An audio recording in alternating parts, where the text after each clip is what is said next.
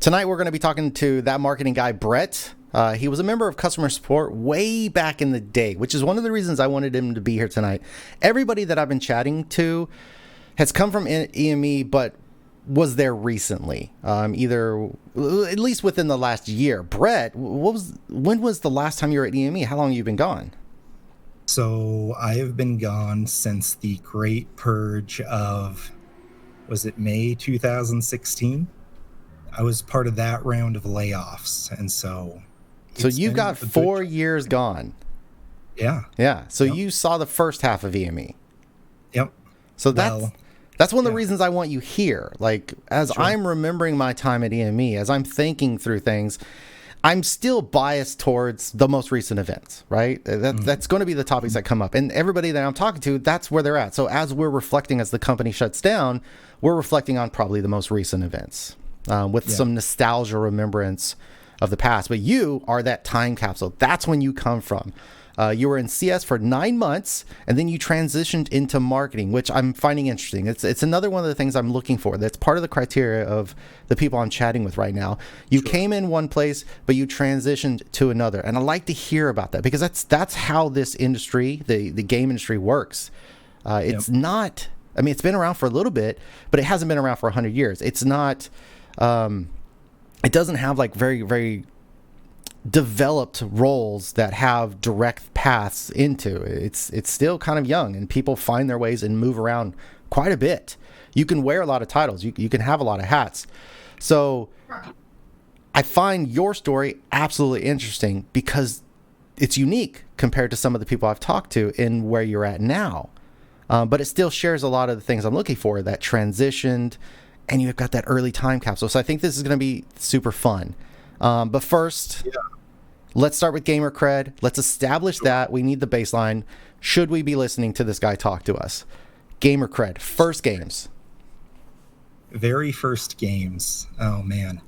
So I think my very first game ever was Battle Chess on PC. I don't know if you are familiar with that, or... It was basically just like some 3D animated chess. It wasn't even 3D. I'm pretty sure it was sprite based. And like the whole thing is when you took an enemy piece, like a little battle sequence, a little battle animation would play out.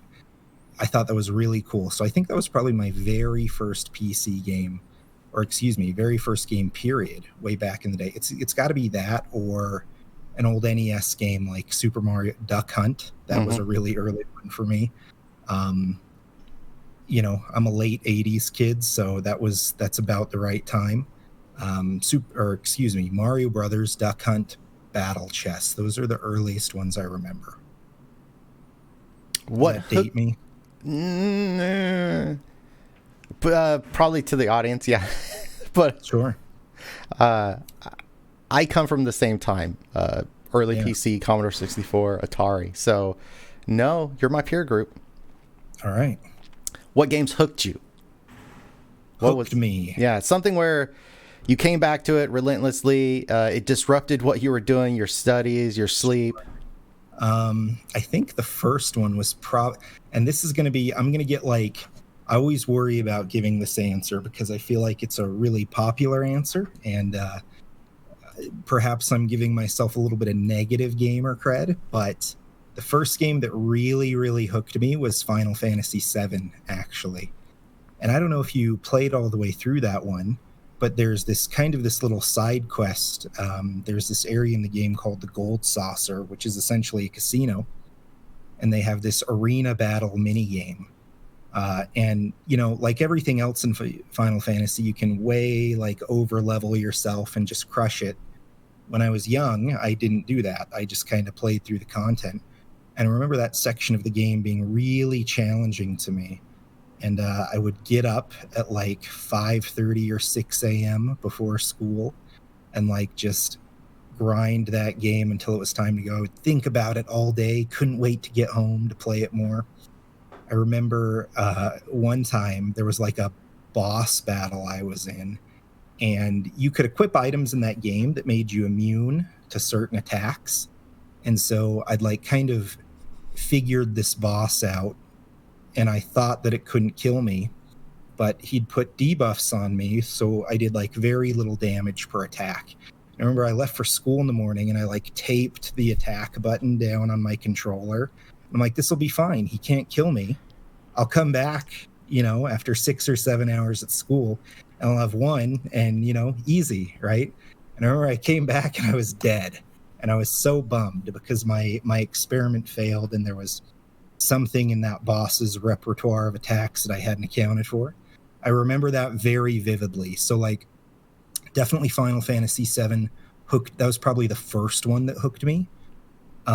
More recently, I was a big Hearthstone guy for a couple of years. In fact, while I was at En Masse, I was a big Hearthstone guy.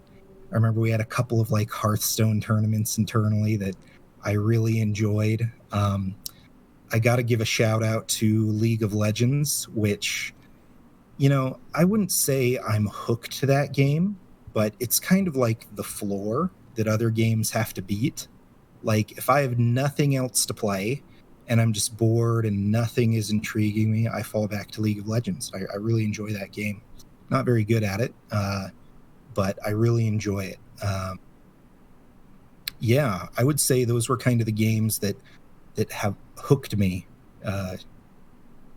Yeah. What game are you on right now? Right now. Like during this interview, what are you playing to pass the time? Because you're going to be boring. Right. Your words. Right. Right now, so I'm really enjoying Deep Rock Galactic. That's pretty high up there for me. Just recently started playing that again. I love Nuclear Throne. In fact, Matt Denham and Missouri introduced me to that one, and that game is a jam. I'm a huge fan of that game. Anything that has like a roguelike or roguelite element, like, I'm into it. I think my highest hours played on Steam is Slay the Spire. I still play that game every now and then. And like, as I've gotten older and had to become more of an adult, I'm more attracted to games with like smaller play sessions. Oh, I forgot one. How could I forget? World of Warcraft was one that hooked me really earlier. I'm playing WoW Classic right now with a guild, with actually my same guild that I played with in vanilla. Kind of got the band back together, and we've been playing through that. So 1.5 nights a week, up to 3 nights a week. I'm playing that. Still good, but so that's one I'm playing now, and that was also one I left out of discussion. That game hooked me like hard. Like, I could tell you stories that might like cause you to have an opinion about me with that game, right? Where like I would go to high school and me and my buddies would be like talking. We were so invested in that game. We'd be talking about like, oh, thank goodness they finally nerfed the spider poles in Lower Blackrock Spire this week. It's now possible to get past the spider boss and we can actually advance and make we would just talk about it, right? And it just endlessly. If we weren't playing it, we were talking about it and kind of like working up that investment more. So yeah, I kind of doubled back on that question, but yeah, I'm playing that right now too. What's on the radar? What are you hyped about? That's a good question. I think the game I'm most hyped about right now is Untitled Goose Game. So it's already released, right? But like, I'm an old man and I don't play every game at release anymore, right?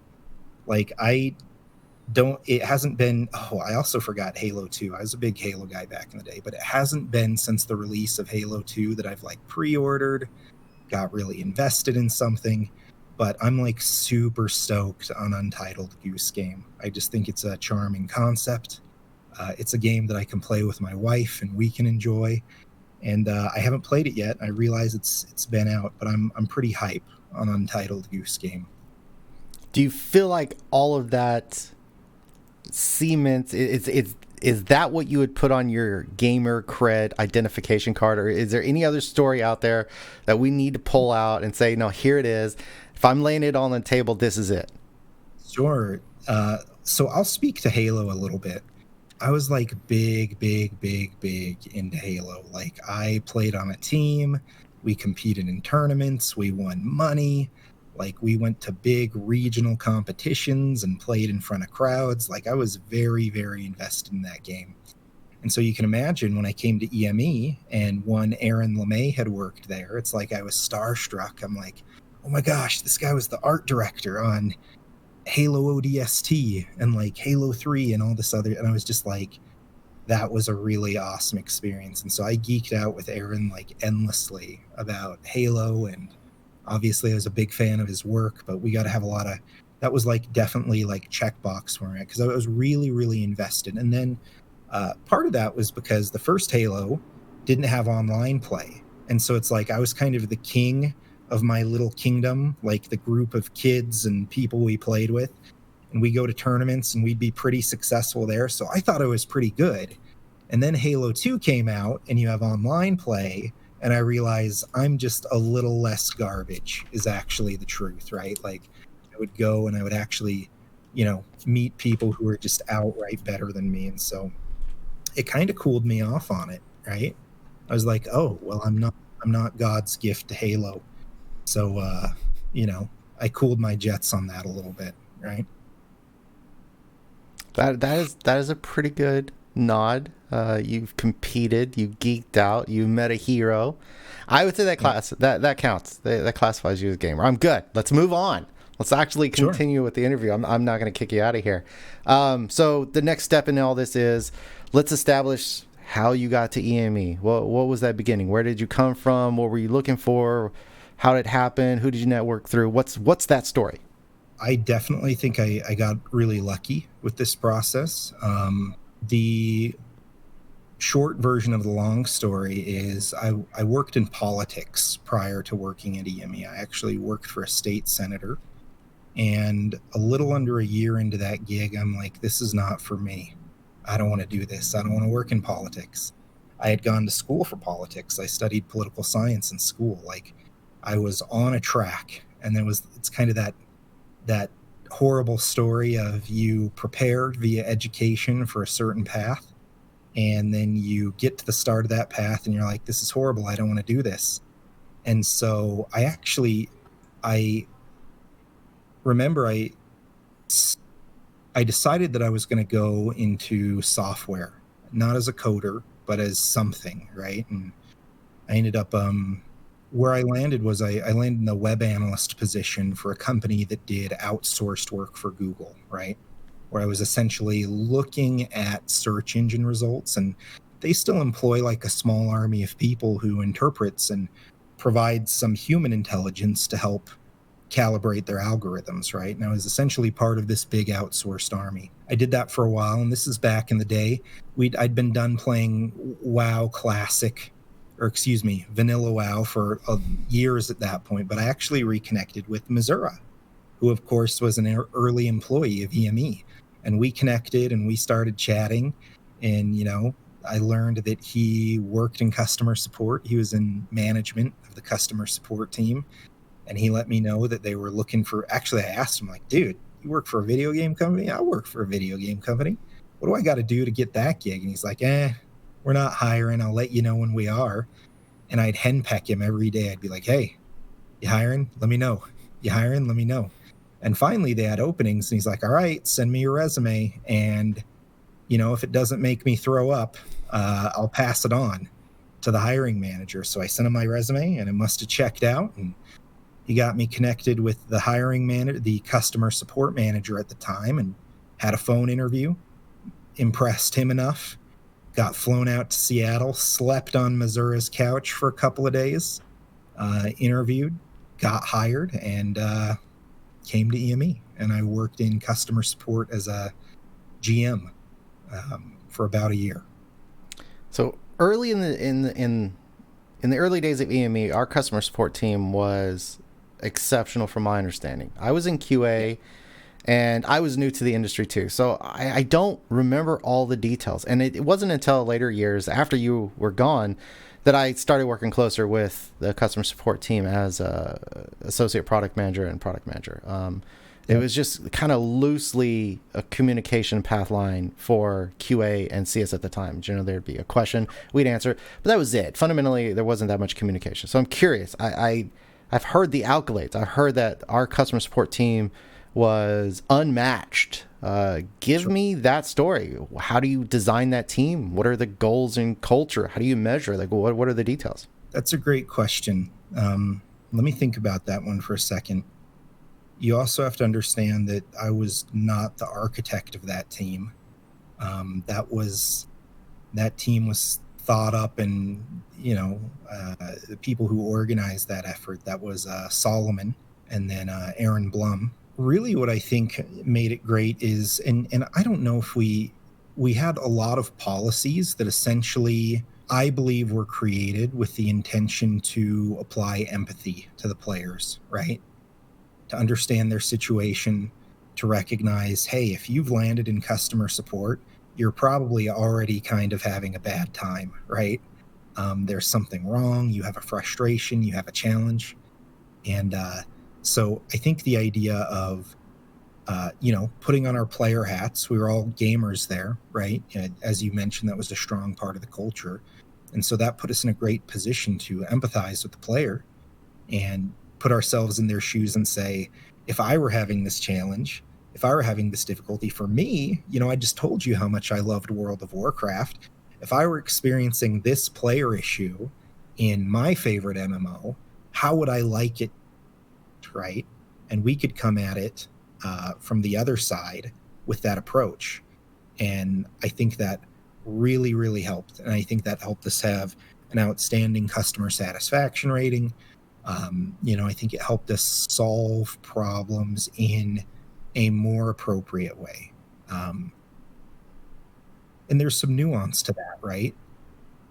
You can't just give players what they want. Because if you did that, you'd be handing out a lot of free items and, free cash shop items all day.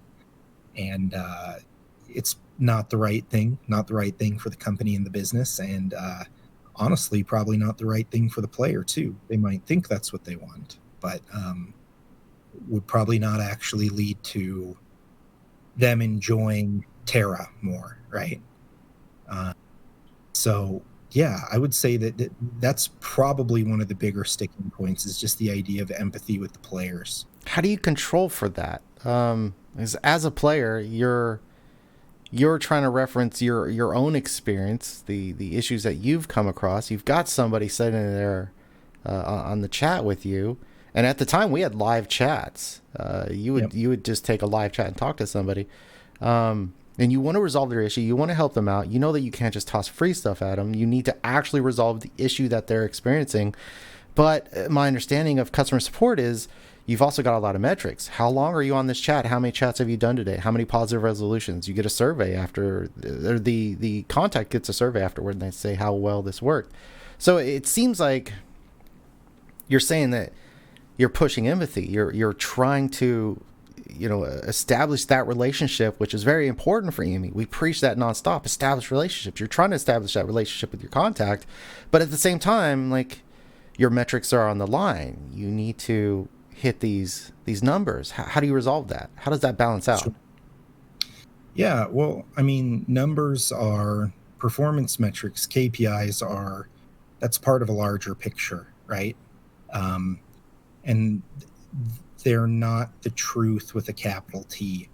And all numbers are going to tell you is if things are going well, right? Or if some KPI falls outside of your expected range of acceptable performance metrics, you investigate, right?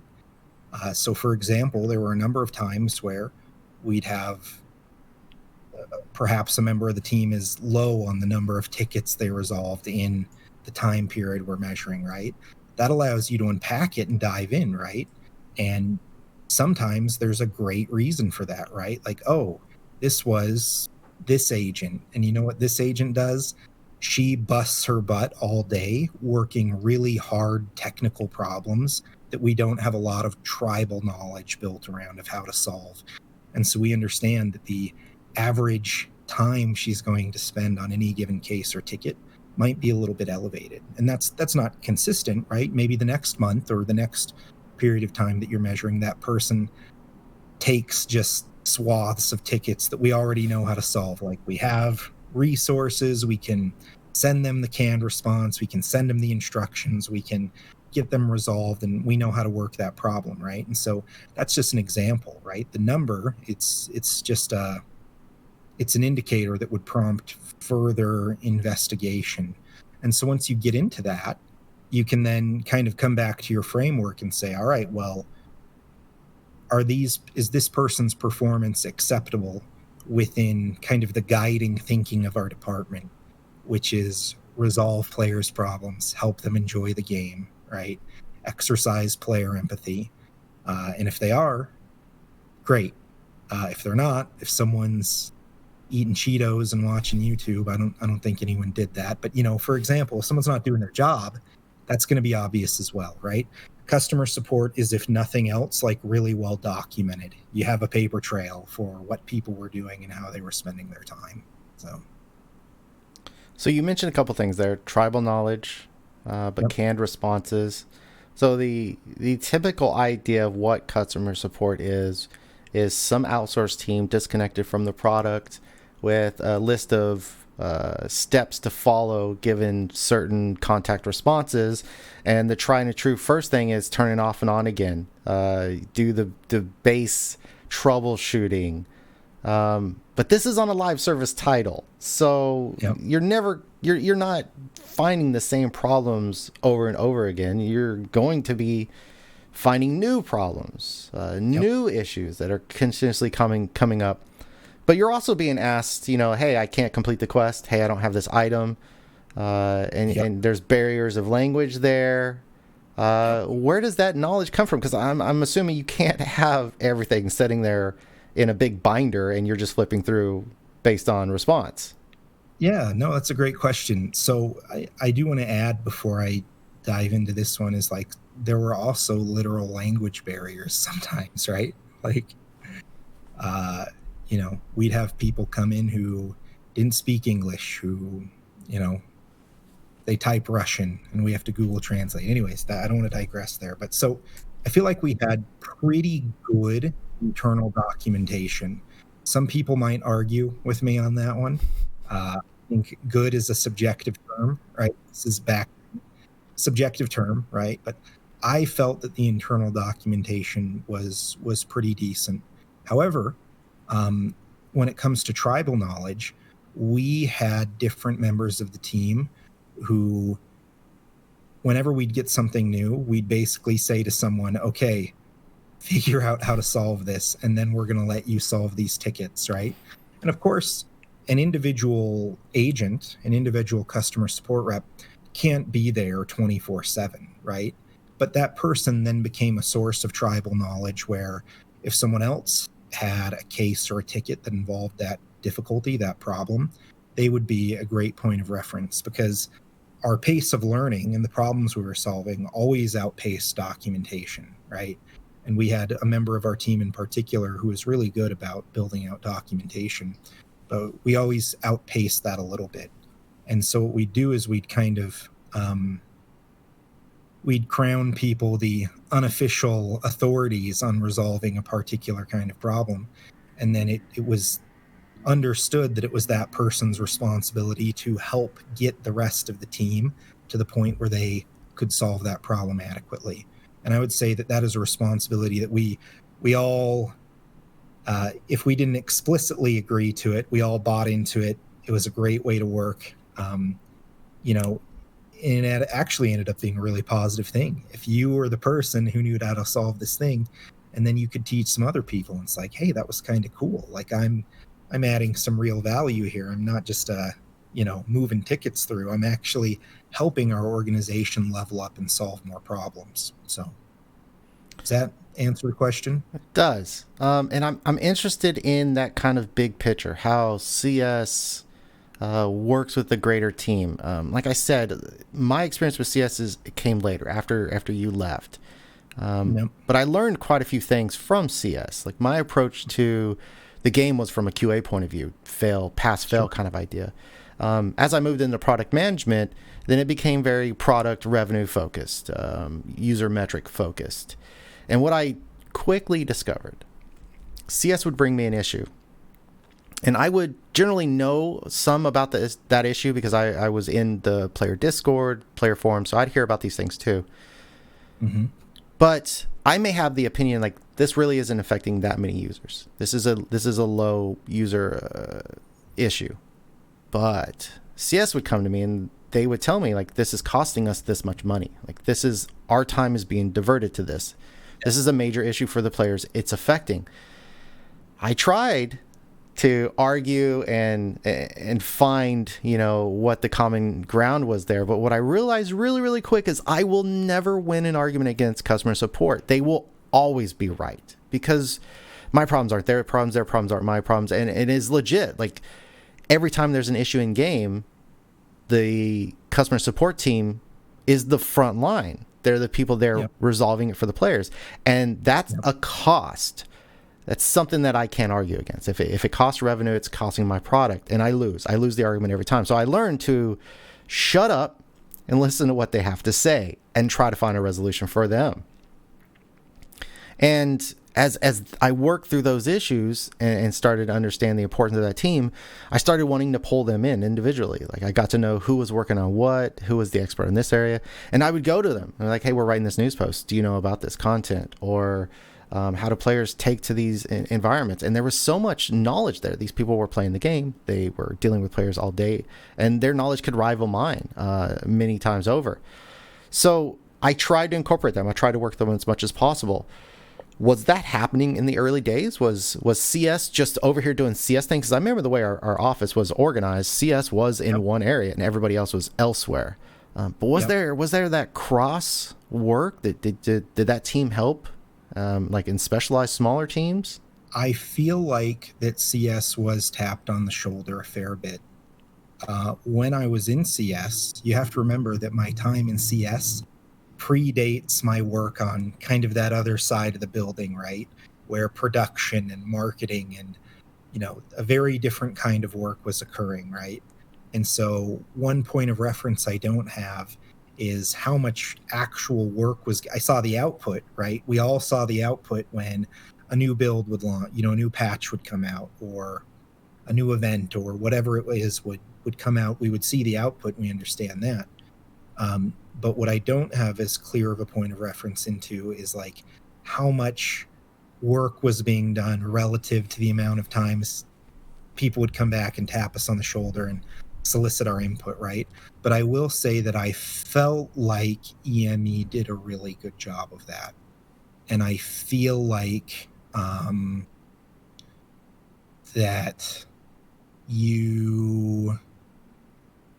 I don't know if I would never say that like EME missed the boat on customer support perspectives while I was there, right?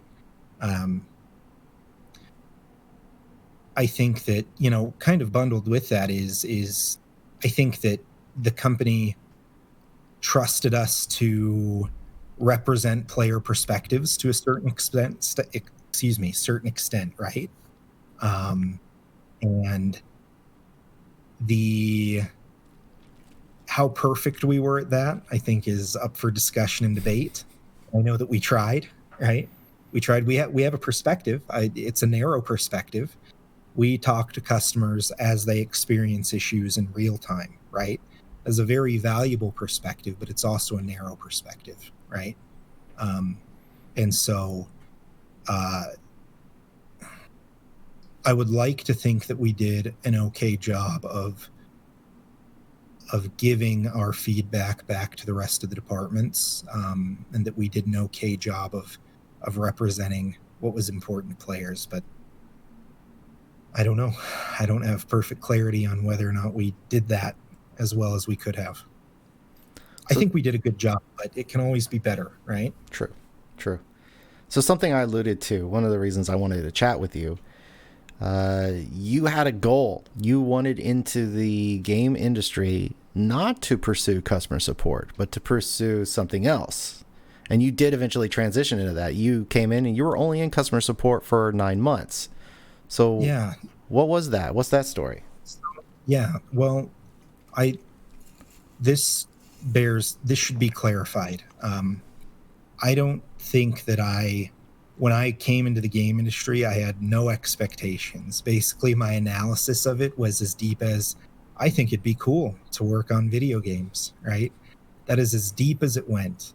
And customer support happens to be a discipline that you can approach as a entry level. I have no experience in video games. However, you know, you can make a case, you can build a case that you can do that. In my case, I'd had customer support experience before. I'd worked retail. I'd done customer support for other technology companies before. And so I could make the case, right? And then, oh yeah, I also enjoy video games, right? So you could meet that bar. I will say that I did not come through the door and say I want to pursue marketing. That 9 months in customer support were actually incredibly exploratory for me, because I knew nothing about the industry. You got to remember, I was working in politics. I didn't know the first thing about the second thing, right? Like, I just didn't know anything about the games industry. And so really, like, my entire first year, or that first 9 months, I remember asking a lot of department managers, a lot of department heads to go to lunch with me. And I would just ravenously pick their brain and say, tell me about your job. What do you like about it? What do you hate about it? What do you actually do? Right? I remember taking the head of our web department out to lunch and being like, hey man, what do you do? Like, I don't understand what you actually do. And I was exploring, right? And I was trying to find because one thing I did realize is that I felt like I enjoyed being in customer support, but I think I reached a threshold where I wanted to engage working on games a little bit differently, right? Like, I wanted to be part of how the sausage was made, right? And customer support, if you look at the overall player experience, they're a part of that process. But I wanted to be involved in a discipline that, actually built something, I guess, built something in a more direct way. I have to be careful how I say this, because I don't want to give the impression that customer support's contribution is incredibly valuable. But I recognized probably a couple months in that, like, I need to explore more. This isn't the thing for me, right? And so I spent a lot of time chasing that down and exploring. And so it wasn't until probably 4 or 5 months into that process that I was able to connect with and start interacting with people on the marketing team at that time, asking them questions, talking with them, and it was something that I wanted to try. And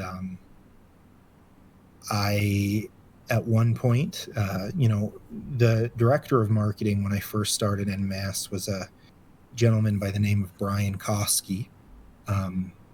And I remember I went to they posted a job posting, and we were looking for a product marketing manager for Terra. And I was like, all right, that's it. That's my shot. I'm going to do this thing. And I applied woefully, totally, completely, absolutely unqualified, right? There's in no way, shape, or form was I qualified for this role. But I applied. And then we hired another gentleman for that job. You remember him, JC, Jason Chuang. Awesome guy. And I got to know him really well. But basically, I talked to Brian about it, and Brian was awesome. And he's like, hey, we decided an external, he gave me the speech, external candidate was a better fit for the role. But he said, hey, keep raising your hand, right? Like, just keep coming back to me, keep engaging with me, keep raising your hand. And, we'll see if we can make something work.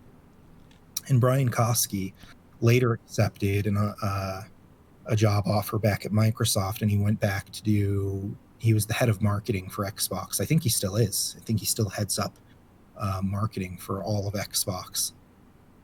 And he accepted that job offer, and kind of as his parting gift to me, is the way I like to put it, created a marketing assistant position, right?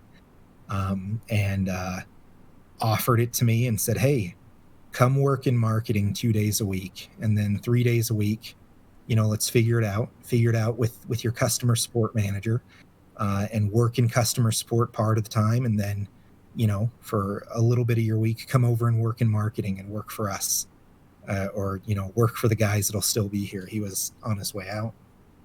And so I did that. I was like, awesome. Yeah, I'll do that.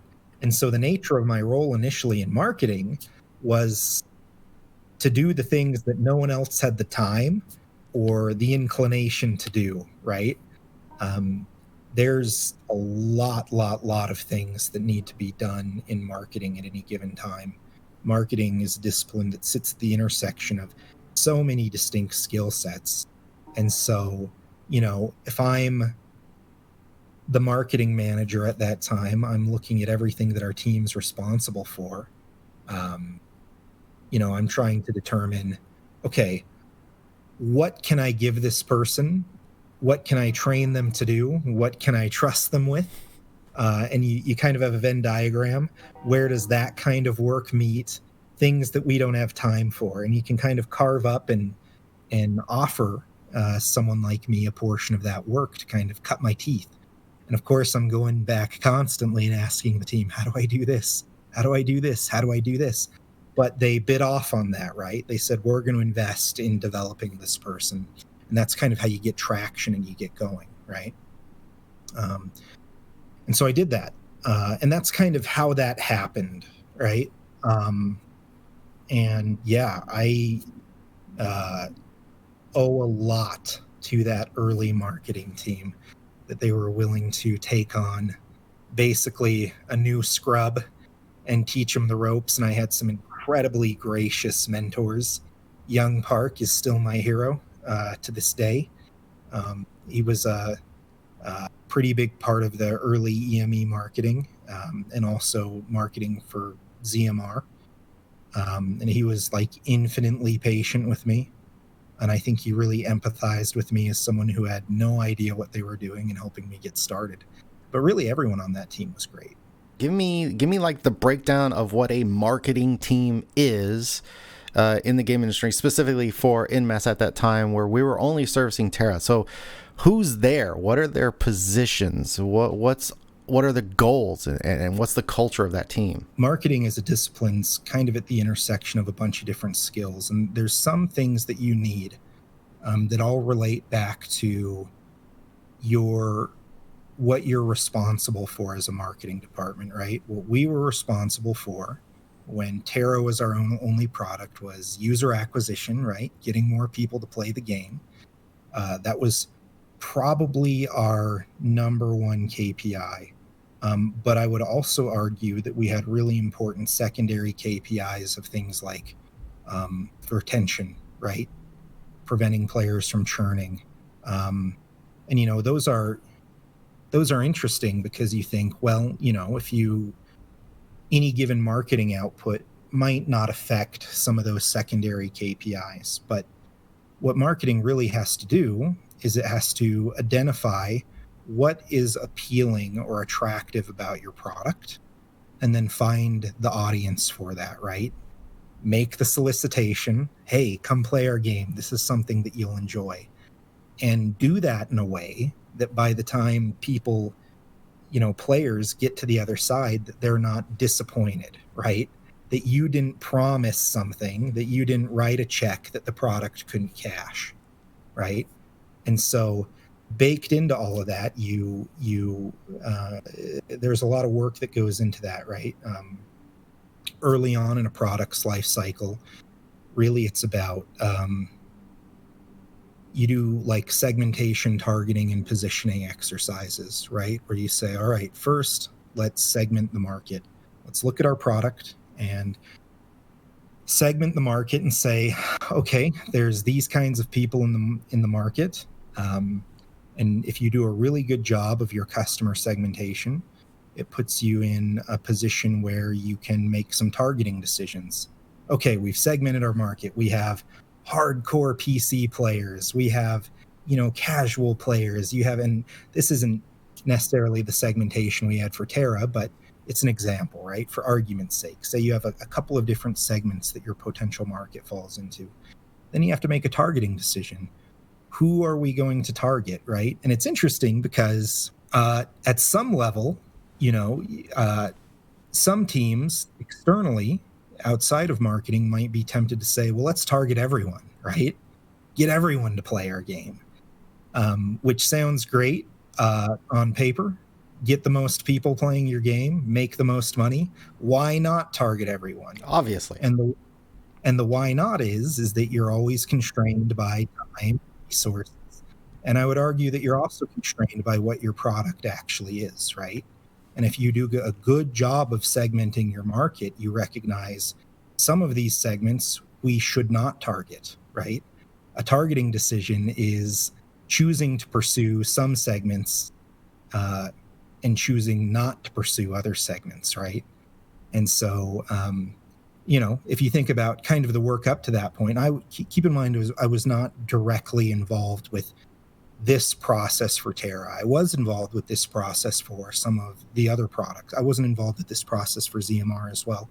I was involved with this process for our mobile titles. As you know, there's a period of time where EME leaned, we got into the mobile game and played around a little bit, and I was involved with those exercises for those titles, but not these ones we're talking about right now. And so you do your segmentation exercise, you do your targeting exercise, and once you decide who you're going to target, you say, okay, how do we position our product against those segments we want to go after, right? And with Terra, the way we positioned our product was we really leaned into true action combat, right? The positioning of the product was, this is not a tab targeting game, right? Kind of creating the distinction between other titles where, World of Warcraft, I think, would probably be the obvious elephant in the room, right? It's a tab targeting, right? And the way we're trying to position against the segment that we're trying to attract in the MMO market is combat is more exciting, right? It's funner, it's better, it's more skill intensive here, right? And that's how we position the product. And true action combat, actually that phrase, the true action combat, in my personal opinion, I think it's the best bit of marketing that was ever done for Terra, right?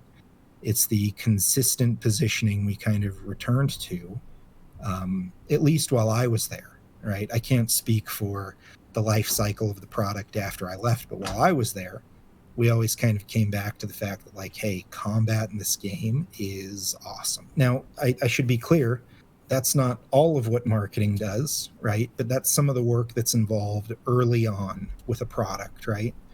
And you can see how that is a very distinct skill set from, I guess, what's traditionally thought of as growth marketing, right?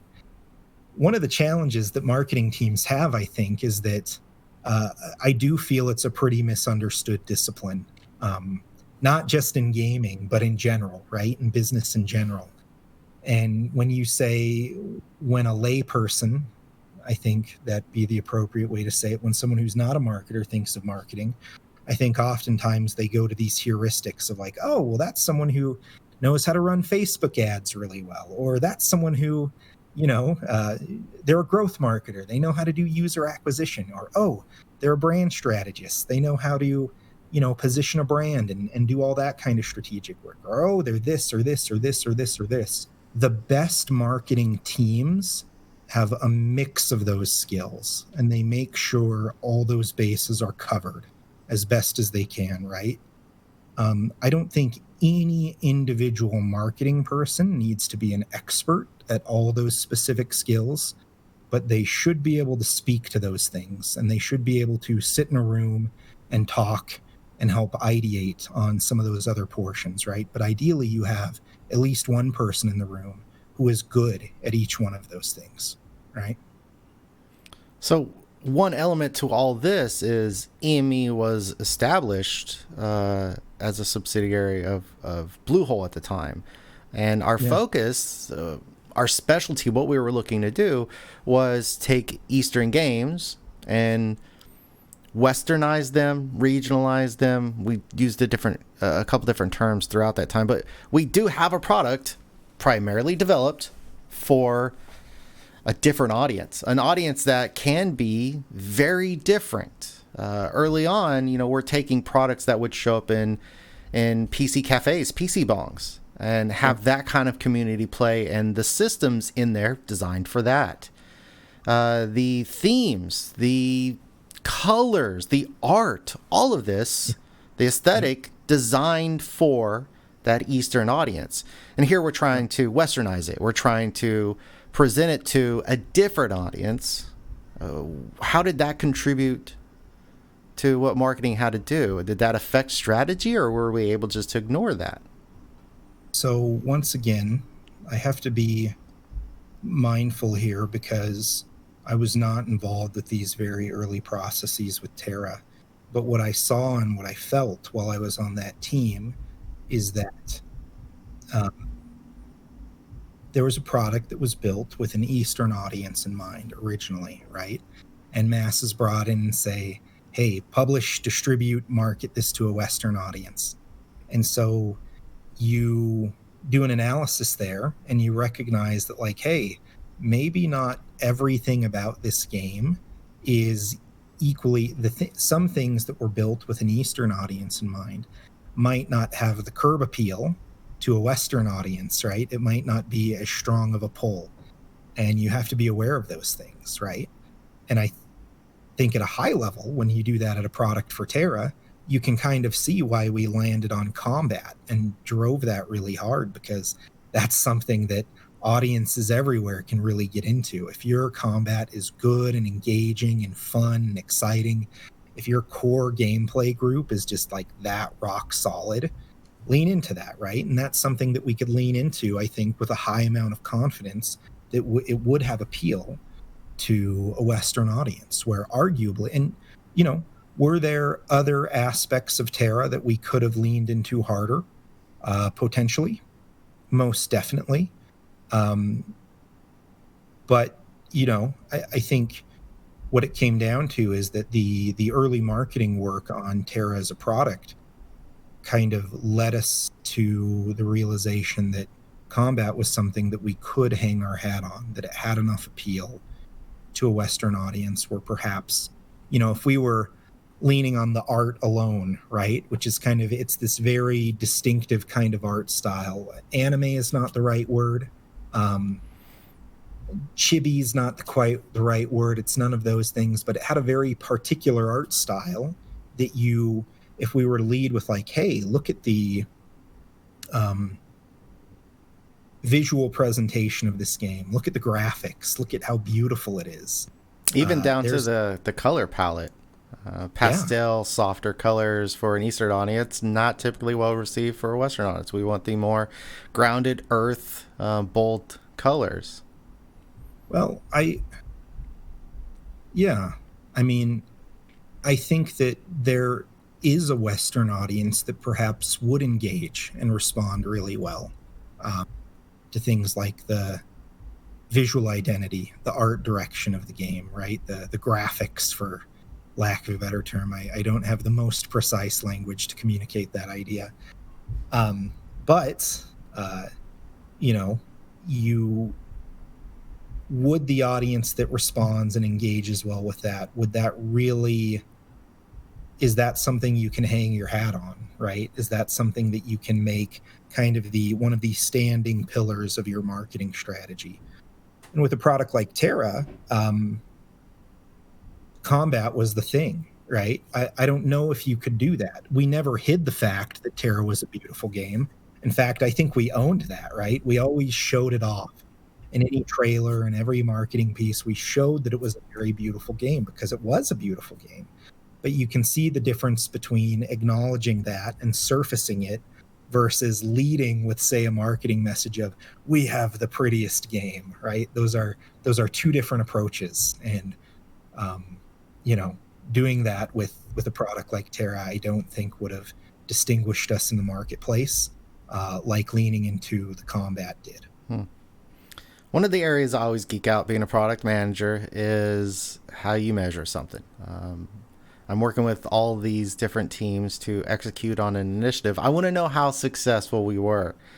So with these marketing initiatives, when you're identifying how you want to go about it and what your strategy is, how do you come back to it? How do you review it? What's a post-mortem for a marketing initiative? Hmm. So you might not like my answer for this. Um, I know that an idea that you're big on is that we can measure everything. And I think that oftentimes we can. Everything is measurable. But in marketing, oftentimes we only need to measure down to directionality, right? We only need to get to the directionality of do more of this and do less of that, right? We oftentimes don't have to get more precise than that. There are times when we do, right?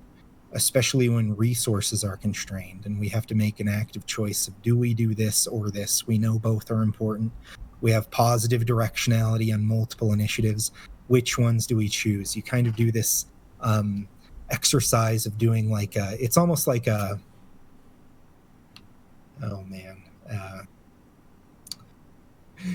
the MBA in me would call that an internal rate of return exercise, right? If we put X amount of time, money, and resources into this initiative versus Y amount of or X amount of money into time, money, and resources into this and the other initiative, which one is going to yield the greatest return, right? Sometimes you have to do that, and you have to get a little bit more precise with your estimation and your forecasting. But generally, you just need directionality. Oh, we sent out an email campaign, advertising Black Friday sales. And, the year before, we messaged at a particular cadence. And this year, we decided to change that cadence and we sent out a lot more emails in the final days of the sale. And revenue went through the roof. We had I won't say through the roof, but we had a significant return on that initiative, right? We have directionality. That was a good thing. Do that thing again, right? And so you could measure a lot. I feel like you could effectively measure a lot of marketing initiatives just with directionality.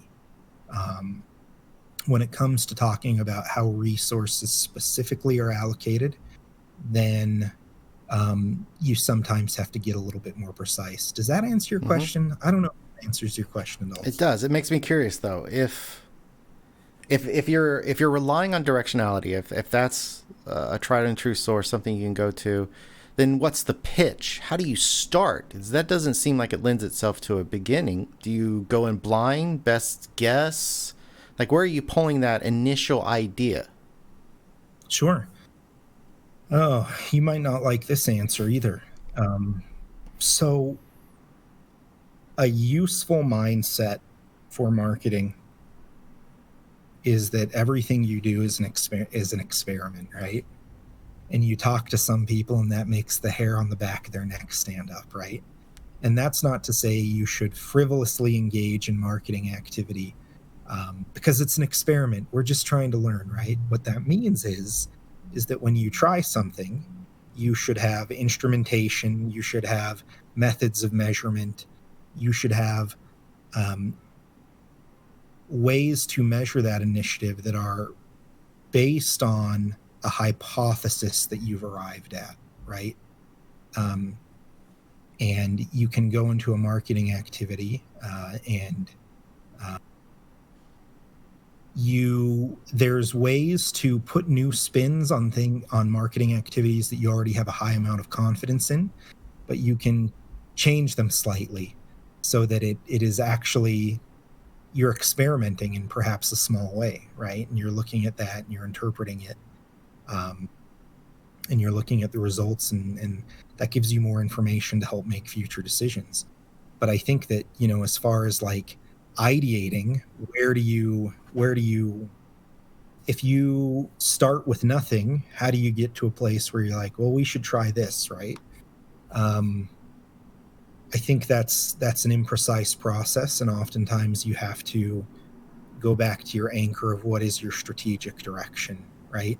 Especially for in a hypothetical where you don't know very much, you're not sure what would work. You've got to be anchored by your strategy, right? So with a product like Terra, if we don't know in a vacuum, if we know nothing else, we're going to talk about how awesome the combat is, right? And from there, we can experiment and we can try new things. We understand that there's audiences out there where, combat's cool and all, but maybe they're more interested in lore and story. There are people like that, right? Maybe they are interested in the art and the characters. And, we understand that there's audiences that fall outside of this specific strategic direction we're taking. And if you're anchored to the strategy, you can play and you can experiment and see what you can do for those other audiences. And that allows you to deliver on your responsibility as a marketing department to the company. Hey, we got to get people in the door. We've got to acquire users and help product monetize them so we can keep the lights on, right? But at the same time, we're also doing right by the company by saying, hey, what are these other audiences that we can explore? And can we find additional audiences where, we can go through that same exercise of let's get them through the door with a promise. If you come play this game, this will be your experience, and can we deliver on it, right? We can play with that and experiment with that. I don't know if that answers your question. It's they say marketing's a combination of science and art, and perhaps that's a little bit more of where the art comes in. I'm thinking about one portion of your question, and I apologize, it's a long-winded answer. As far as like, how do you try new things? And I'm thinking about with Terra, I remember there was a time where I really, really, really wanted to target fighting game players for Terra. I thought it was an audience we should engage and we should experiment with and we could try. How did I get to that point? So another En Masse employee, JC, who I mentioned earlier, he and I, we were big fight. I didn't even mention that in my gaming cred. I'm like a big fighting game guy. Street Fighter 2 was definitely one of those games that I just love. I love fighting games. They just do it for me. So he and I, at the time, we played a lot of fighting games, a lot of Street Fighter 4, a lot of Marvel vs. Capcom 3. We would go to local tournaments, and I was horrible. I didn't get very far. In fact, Missouri and Denominator came with me one time to a PAX tournament and watched me just absolutely get destroyed in the first round. Like, it wasn't even funny. Like, I was embarrassed to tell them that I like played that game and like considered myself good. I just got destroyed, right? But you build relationships with that community, right? And you get to know people. And JC and I ended up befriending people in that scene, right? And I would talk with people who were pro fighting game players. I would find myself on Discord with like some of the best fighting game players. Oh, here's another thing that I didn't tell you. Holy cow. This is just a tangled web, right? So let me back up. I used to work in politics. I worked in Washington, D.C. And the three biggest hubs for fighting game players in the United States is Southern California, Northern California, and DC, Maryland, right? And those three areas are actually like really, really important communities and areas in kind of the world of fighting game players. So when I was in DC, I actually built a lot of relationships with professional fighting game players, and I still keep up with them. And so I'd get in these lobbies, just interact with them, and I'd be like, hey, I work in video games. What I work on? They'd be like, oh, what do you work on? I'm like, I work on Terra. And there's a group of professional fighting game players I was in this Discord lobby with, and one of them was like, hey, you work on Terra? We love that game. Like, all our fighting game friends, we play that game. It's cool. The combat's really cool. Like, you play other MMOs and it sucks. It's not like that. But we really enjoy that because we get some of the, the same things that appeal to us about fighting game, responsive combat, controls, the animation, right? Iframes. Iframes, the animation canceling, right? Combos, chaining skills. He's like, you have all of that, but instead of just playing with two people and I have to fight my buddy, we can all play together and get that same enjoyment out of playing against, you know, these big monsters or whatever's in the game, right? And so this is not data at all, right? This is totally anecdote. I've got a handful of pros telling me like, oh yeah, all our friends play this, right?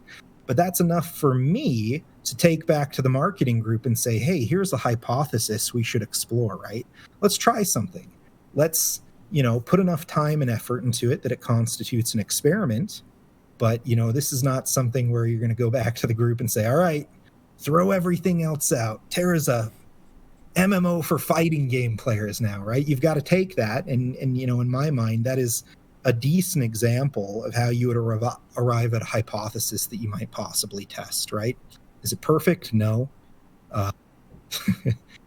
Pretty imprecise, but just by, you know, keeping your eyes and ears open and being in the world and talking with people who enjoy video games, who could reasonably be in your target audience, right? You can get those insights.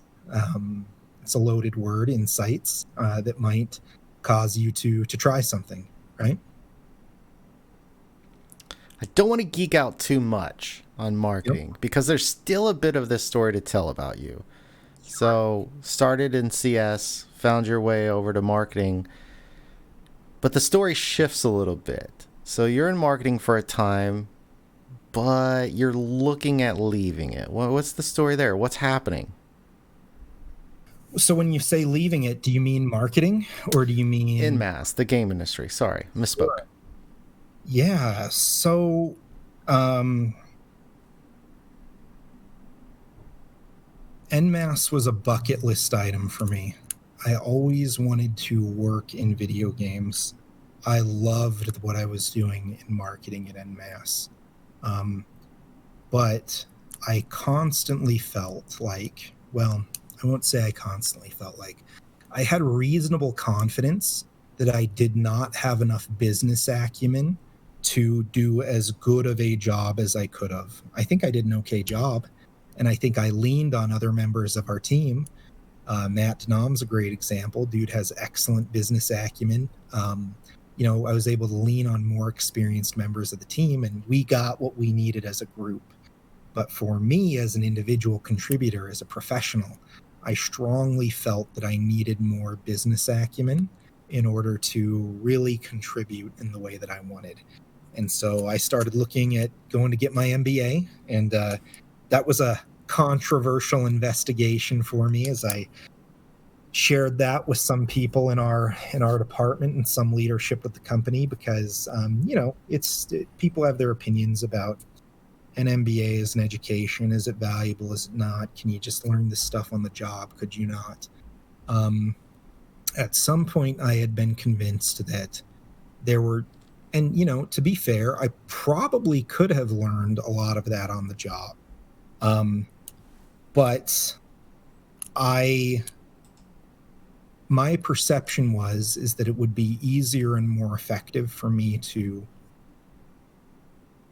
go get an education about those particular areas of business than it would be to learn things because I didn't know what I didn't know. You know, that would have been, and then once you know what you don't know, then you have to do, you know, I shared this on the stream with Sam Kim the other day where I recognized, or Commander, right? I recognized I don't know very much about strategy, business strategy, right?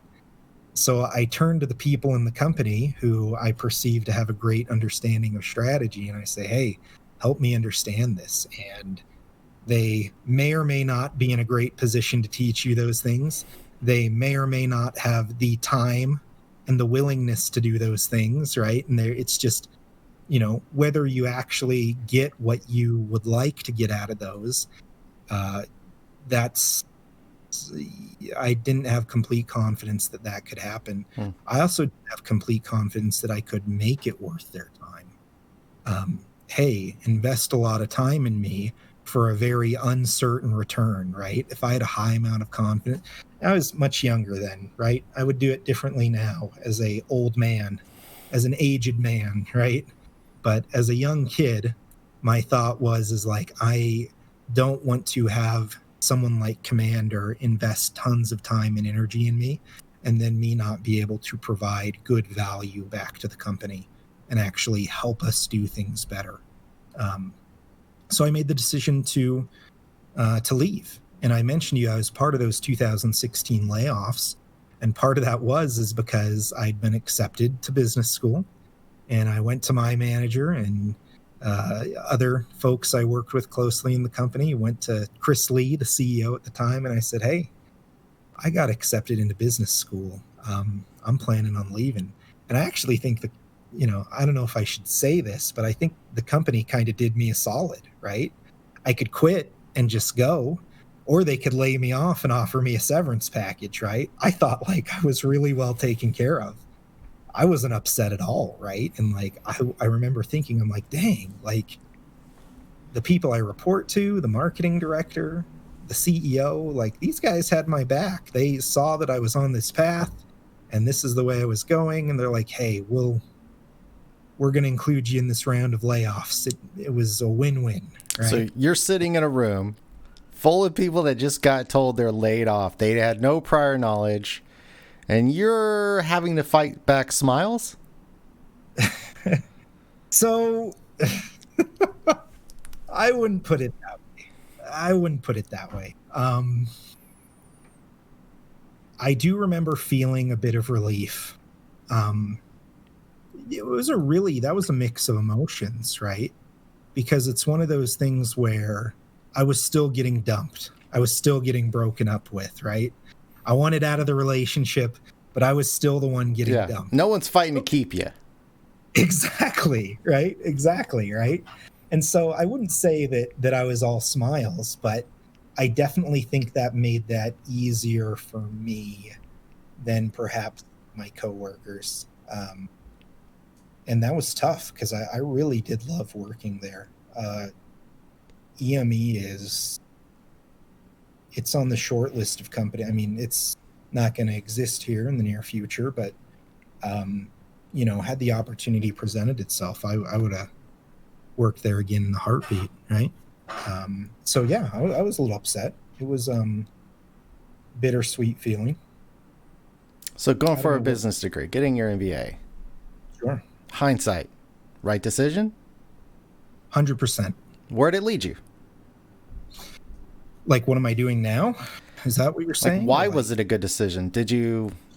Yeah. No, I think I have a decent answer for you there. So the short answer is I was still exploring. And I think you keyed into this early in kind of your line of questioning is that I made a decision I wanted to leave. And really what was at the heart of that is I was still exploring. There was actually a time at EME where I was in marketing. I was really enjoying the work. I was really enjoying what we're able to do.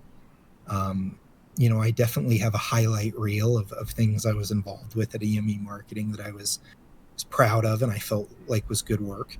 But it got to a point where I'm like, all right, like I had to admit that I had a particular path here.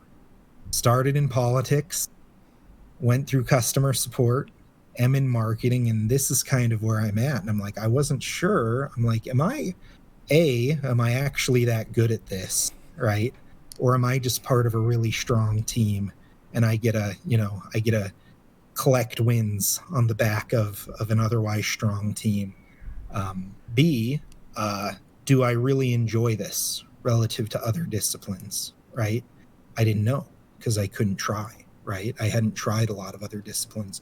I'd done some exploration and I'd made a choice that I felt like, according to my limited knowledge, was the most appealing to me. But I didn't have absolute confidence that this was my thing. And so part of the reason I chose to pursue an MBA is because kind of in the core MBA education, you're exposed at a certain depth to quite a few different disciplines within business, right? Maybe I wanted to go into operations. Maybe I wanted to be a finance guy, right? Maybe I wanted to, go into product management, really go all in on that. I didn't know. I didn't have exposure to those disciplines.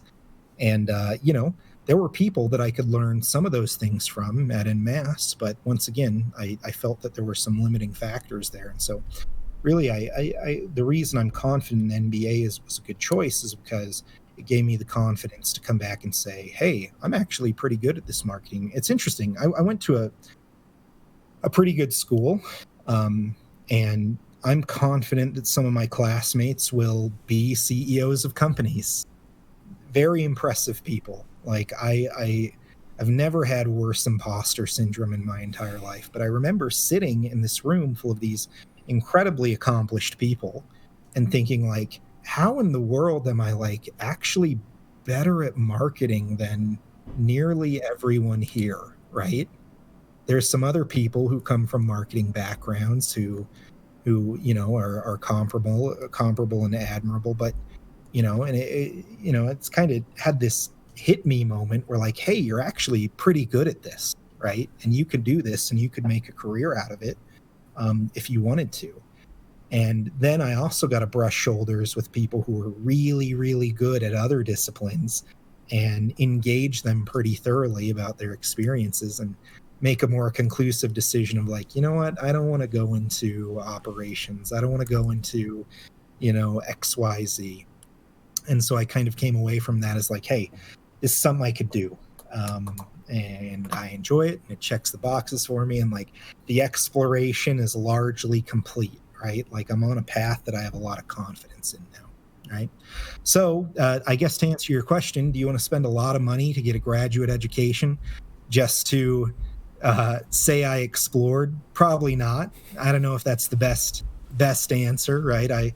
This is not a path I'm prescribing to anyone, right? But that was the way it worked out for me, and I think it was the right choice.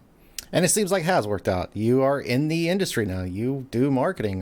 You want to share a little bit about that? You did your gamer cred. Let's establish your marketing cred. Sure. So I'm not going to give anything too specific because I don't want to be found. I am a ghost of EME's past, and I want to disappear back into the shadows. You're in your bunker in the mountains. Yeah, we don't need any script kiddies DDoSing you, so no personal information. Yeah. So I am a marketing director at a SaaS company, and I lead a team of marketers about the size of the team that we had at EME, right? And I'm able to bring all that to bear, and I think it's been pretty successful for me. I'm pretty happy, right? Enough so that you're trying to write a book on marketing. Yes, I am trying to write a book. Well, I'm writing a book. I don't know if we want to dive into that. I just want to establish your belief in your abilities. Sure. Yeah, no, I am writing a book. Gosh, do you want to talk about that right now? I don't know. We don't need to. What I want to get at is more. What I'm looking for is, for me and for the people that I've talked to, relatively, they've all been relatively at EME. So now EME shutting down. It's over. Our time is done. It's 10 years in the industry, right? Sure. Trying to close that off. I'm trying to, go through what I need to go through to put En Masse behind me, resolve any lingering issues. And because of the state of the world right now, we're all work from home. So we're all laid off in our living rooms or in our offices. I didn't get that experience to say goodbye to people. So reaching out to people, getting those last minute reflections in, it's helping. It's cathartic, right? For you already did that. You did that 4 years ago. And I've had, 4 years to chat with you on and off again. So you've resolved that, but you have a different opportunity. You've done what many of us are looking to do right now. You moved on. You pivoted. You changed. You grew. So now you're in a position, you've got 4 years of additional experience. And you can look back on your time at EME. And I'm interested in what you see. Like, what would you have done differently? What did you hit? What were your successes? What were your challenges? What does the more wise Brett 4 years down the line think of his time at EME? There's like 4 or 5 questions wrapped up in your question there.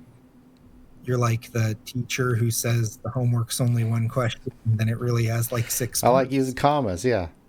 That's how I'm feeling right now. So what would I do differently? It's hard to say that I would do anything. Like it depends. If I had a time machine and I could go back with my current understanding and experience, there's certainly things I would do differently.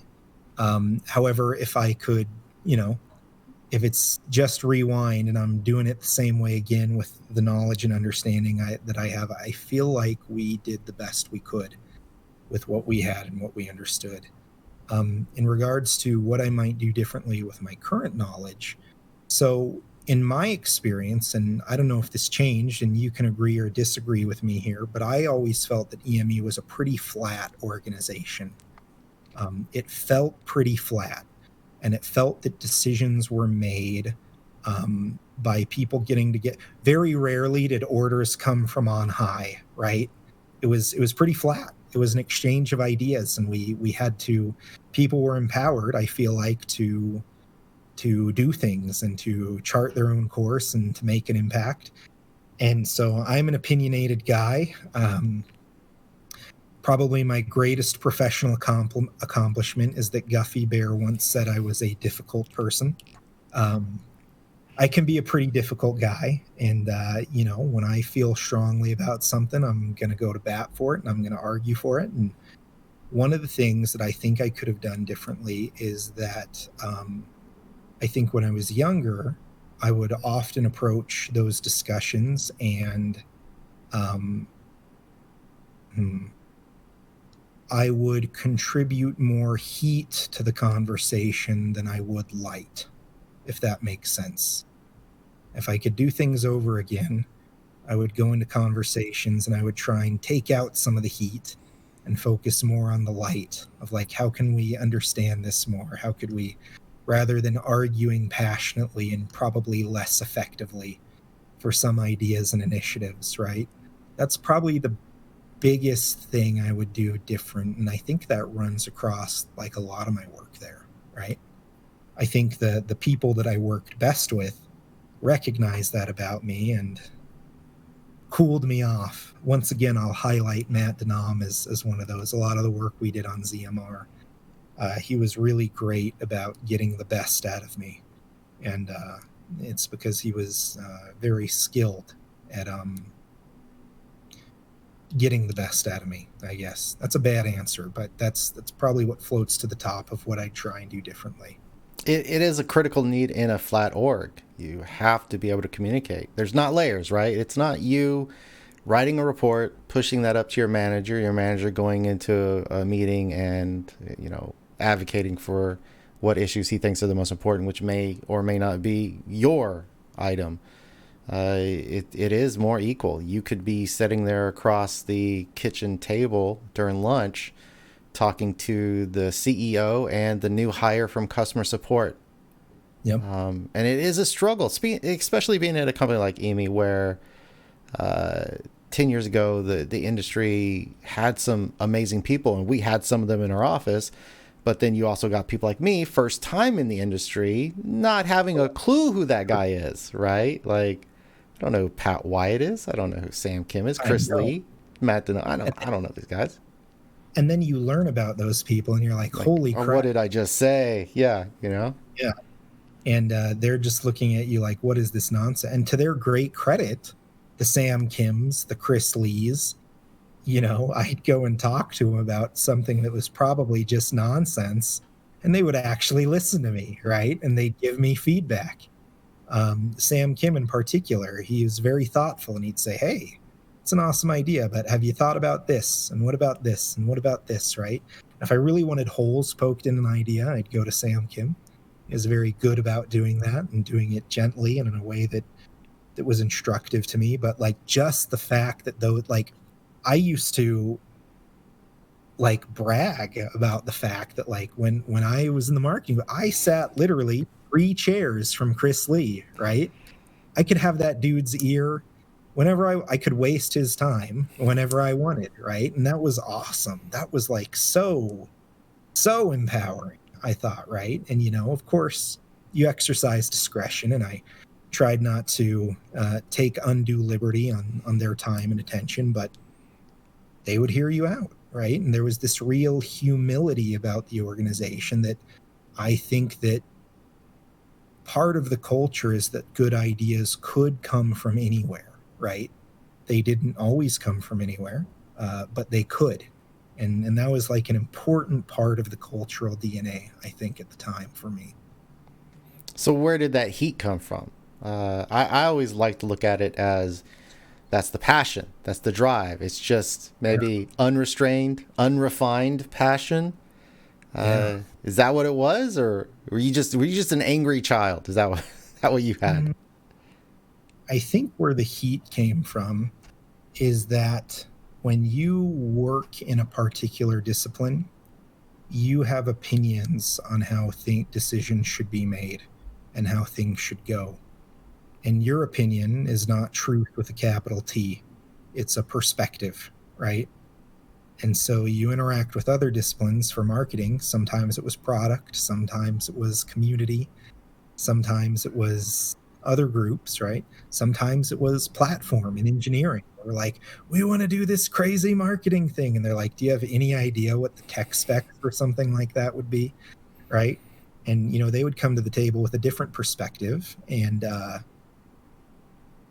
think the heat came from, at the time, I'm not, when you're young, when you're inexperienced like I was, and when you knew as little about some of the disciplines as I did, I think you come at it from a perspective of, you don't agree with me because you don't perceive the importance of the ideas that are inclusive of my viewpoint. And I think that was part of my perception at the time. And in hindsight, I don't think that could be further from the truth. I think people came to the table with their perspectives for very good reasons, and held the opinions that they did for very good reasons. And I think the heat from me came from the fact that I could have done a better job at understanding more and arguing less. That makes me, I'm like doing like on-stream character assassination for myself right now, right? Just imagine me being like a complete dick to work with, right? I don't know, but that's where I think the heat came from, is just lack of understanding, right? So I'd like to hear your take. Being a product manager and sharing some of the same issues of coming into conversation too hot and not listening well enough. Sure.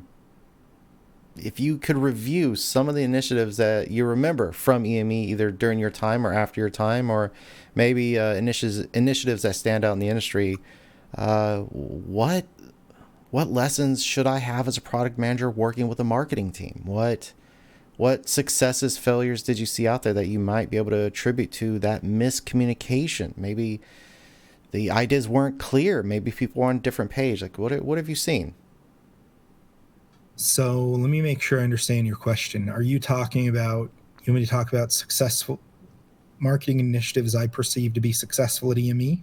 Start there. If there's something there that you think would be useful, I'm trying to be selfish. I want to see what I can get from you to be better at my job. Because I've got somebody now who has gone through the same experience as me, been at the same company as me, has a shared history with me, but then you left, and now you've got this marketing experience that I haven't had access to. So now that I got you on my stream, you're a captive audience. Give me that education. For free, obviously. Let's just look at like some of the things EME did, right? Like, when I think of awesome marketing initiatives for Terra, the two that come to there's three that float to the top from four. Okay, four. Holy cow, we're really patting ourselves on the back here. But we're patting ourselves on the back. We have four. Count them on one hand. We killed it in 10 years. Yeah. Nailed it. So the four that only 3.5 for me, buddy. You got a lot more time to account for. So the four that stand out to me, one is Fate of Arun. I think we did an awesome job with that. And maybe we can unpack that a little bit. Bam Killer was fantastic. I think if there was ever like a community event that kind of encapsulated what we could do as a publisher, I think that is probably it, right? Bam Killer was awesome. I think Gunner Launch was awesome for different reasons. And I think that Brawler Launch was awesome for different reasons. Those kind of stand out to me as highlights for my time spent on Terra. Across DME, the rest of the product portfolio, there's more wins. I could talk about like our mobile game Fruit Attacks and getting a feature in the Apple App Store, marketing placement that's literally worth millions of dollars. Placement in their App Store is a pretty big win. But I don't want to. Let's go back to. There's some others, but let's go back to Terra for a second. Okay, I'm going to start talking, and if I divulge too far from your question, you got to reel me in. I got a mute button. Fingers on the mute button. Yeah. So what I'm thinking about is like we learned different things. You can just say you don't like me, man. I'm just kidding. No. We don't like Tonka. We do not like Tonka, but I'm good with Brett. I love Tonka. I feel like we learned different things from each one of these, right? And so from Fate of a Rune, one thing that I feel like we learned a lot of things there. But one thing I think that we learned from Fate of Rune is we did a lot of testing and looked at a lot of metrics around how players looked at and interacted with different kinds of content we would produce, right? Metrics, you got me. I'm in. Yeah. Let's go. So if you look back to some of the marketing things we did there, we did story trailers, right? Versus like actual content previews, right? Think about the two different audiences these two pieces are for, right? Like you do a story trailer versus like a skills preview or like a content preview, right? On the Fate of a Rune landing page, I still remember it clear as day. It was this big vertical slice with like this our creative team like knocked it out of the park with kind of the visual identity and the key art for Fate of a Rune. And it was this big, beautiful scroll down. And we had content on that page. And at the top of the page, we had the story trailer. And then halfway down the page, we had skills and class information, right? Hey, here's what you can look forward to. Here's the actual information and details about what you're going to get, the abilities your character will have access to in the next 5 levels. And we instrumented the crap out of that page to see how people were engaging with that content. And of course, all our marketing channels, have a flavor of that instrumentation. You can look at YouTube views. You can look at, every platform has its metrics. You can look at social media, likes, shares, etc., right? And so you have metrics wherever these things are published. And so I remember looking at that, and I couldn't give you specific numbers. I'm too far removed from it. But what I remember, a big takeaway from that is that I remember us being taken aback a little bit at how many people were at, based on their web behavior on like our website, and how many people were interested in the lore and the story of Terra. And if Magner's watching right now, maybe he's cringing a little bit, or maybe he doesn't like me. But if you think about it, just think about it objectively. We market Terra as a game that has awesome combat. We don't hang our hat on the fact that Terra has the most awesome storyline. You're just going to be enthralled by the lore, right? So we were kind of taken aback to understand there's a significant portion of the player base or a non-trivial amount of the player base that is really, really interested in this stuff, right? And so for us, it was like a big proof positive that we should be a little bit more diligent about doing things like psychographical profiling on our player base, right?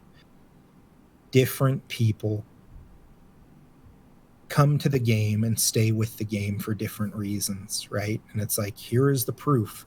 We always thought that this might be true, but here is the proof and metrics that some different people enjoy different things about the game, right?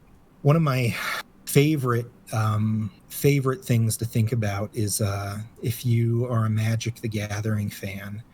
I think it was like in early 2000s, their head of design, he released this article. He published this article that is like so insightful, and it was essentially how they psychographically categorize their player base, right? And I think the post is called it's like Timmy, Johnny, and Spike, right? Those are their 3 player, and they've since updated. It's gender neutral, Timmy, Tammy, Johnny, Jenny, right? But they have these 3 psychographical profiles for their players. And kind of to sum up the high points of that is like there's these 3 different buckets of players that all enjoy Magic the Gathering for different reasons, right? And I'm a Timmy, right? The Timmies love playing big creatures, casting big spells, the dramatic impact, the cool, Johnny's, if I remember, and I'm sorry, I'm saying this off the cuff, so I might not be representing the ideas perfectly, but just for discussion's sake, Johnnies are people who they enjoy building complex and creative decks. Like they get a lot of enjoyment, not necessarily from beating you, but at the end of the game when you stand up and shake hands, having your opponent and the onlooker say, hey man, that's a cool deck. Like, how'd you think of that? How does that work? That's what butters their bread, right? That's what excites them as a player. And then your spikes, those are like your competitive, like I'm going to play the meta. I'm going to net deck. I'm going to find the absolute best thing to win because I get enjoyment out of winning, right? I just want to win this game. And I have friends that fall into all of these categories, right? So think about that in relation to a product like Terra, right? And it's like we just had to be honest with ourselves and say, you know what? We run with a particular way of marketing this game and getting things out the door, but we have to acknowledge that perhaps some of the work we've done in the psychographic area is incomplete, right? And so we started exploring that more, thinking about that more.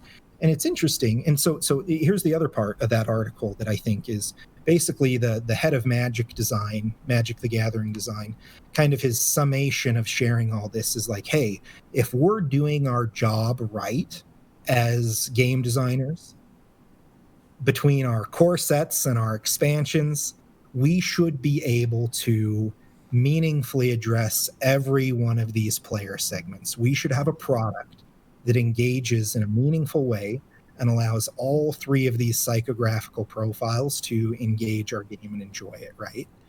And so that's kind of the, and that's a pretty awesome, like, kind of piece of thinking about, game design and how do you get people to come in and enjoy your game and how do you build things. And so, kind of taking that back to Terra and saying like, okay, there are people who enjoy things outside of combat in Terra, which seems kind of strange because like combat's the thing, right? Combat is the thing. The combat is awesome in Terra, but there's people that enjoy other things.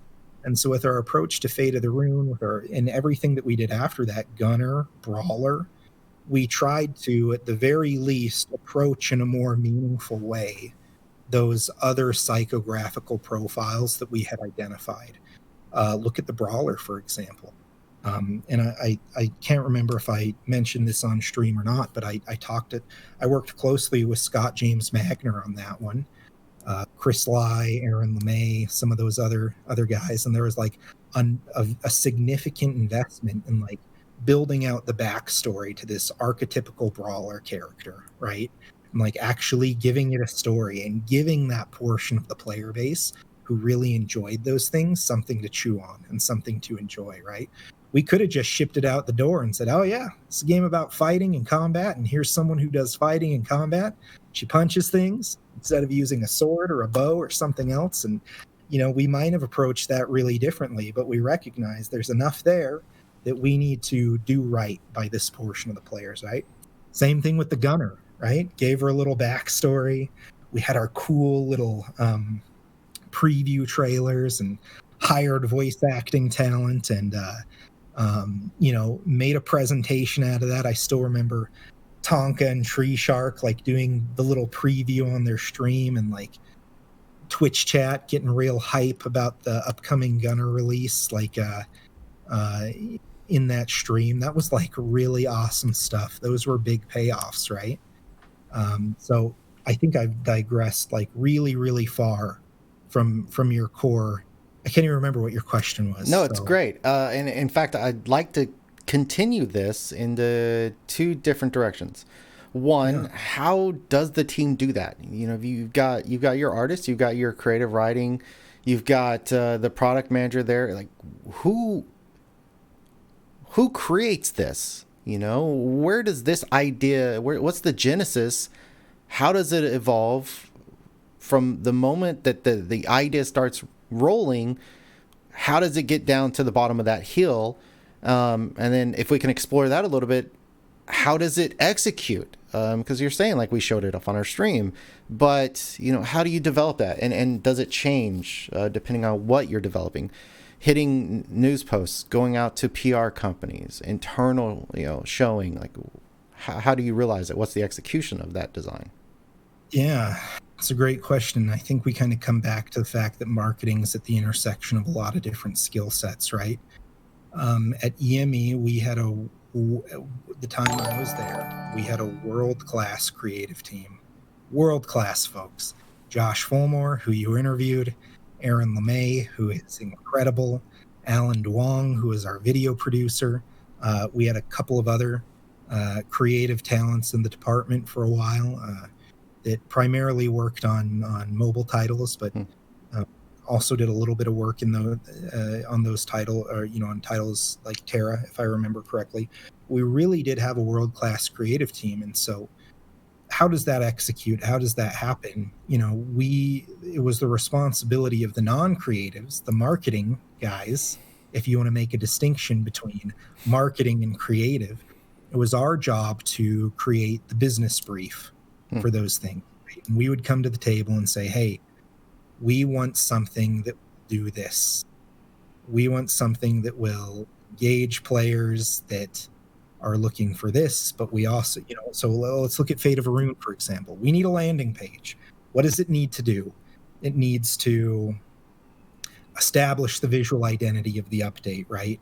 It needs to be a hub for all the information that players might seek to find about this expansion. It has to engage players who want to know more about the story, has to engage players that want to know more about skills and abilities. We would basically come, and this is all like, I want to be very clear here. I'm like 4 years removed, 4 or 5, 6 years removed from this. The conversations might have not happened exactly this way, but that's the gist of it, right? We would bring the business needs to the table, and then something you and Josh explored on your interview with him is like, Josh, the reason our creative team was world class is because they were really, really good about taking those business needs and transforming it into a creative execution. Oh, I kind of get what you're going after. We could do this. Let's do a story trailer. Let's hire some voice talent. They had an awesome Rolodex of voice talent, we know what this character is supposed to represent. We have the writers at the table. How do we tell this story, right? In animation and video, how do we tell this story in art and pictures and, on a web page, right? How do we tell the story sometimes completely in subtext, right? Does the look and feel kind of align with the story we're trying to tell? And it's a very iterative process. And I'm not a creative, right? I have creatives on my team right now. And whenever we're talking about creative decisions, I'm like, hey, don't look at me. I'm going to sit this one out. You guys are on this team because you're experts. Don't look at me. And so at En Masse, what it was is we would bring the business needs to the creative professionals, and they'd help us realize that, turn it into something, right? And of course, it's iterative. There's feedback, right? Someone would finish up a trailer, and they'd bring it back to us, and they'd say, what do you think? And then we would be the first test audience for that, right? And I still remember sitting in conference rooms and giving feedback about like Fate of Arun trailers. And I still remember, this is weird. It's weird what sticks with you. But I remember they showed us an early cut of one of the Fate of a Room gameplay trailers, and I remember that some of the footage they showed like this really cool, awesome BAM, Mm. and they showed like players defeating it. And like my feedback is like, don't show that. Like, don't. If I'm a player, I want to like be pumped that like this content is going to be difficult and challenging and exciting and hard, and I've got to like, it's going to engage me. If you show me footage of some big cool monster just dying really easily to a bunch of players, that's anti-hype, right? I remember giving that feedback very directly, and so they reworked it and removed that footage, and I thought it was better. So it's iterative, right? And that was me in my very novice. Not only was I young, but I'm not a creative professional, but you trust in the wisdom of groups, right? And you have a process, and that's part of our responsibility as kind of the marketing / business arm relative to the creative arm, is to give them good feedback and try and represent kind of how our target audience, which marketing should own. We should understand that more than anyone, who our target audience is, how they will interpret what we're actually pushing out the door, right? So then how do you execute? You've got socials, landing pages, PR companies. Do you just send it all out there, throw everything at it, or is some parts of the content better through different channels? Sure, absolutely. So yes, but I'd turn that question on its head a little bit, and I would say that certain channels have certain parameters, and audiences have certain expectations from certain channels.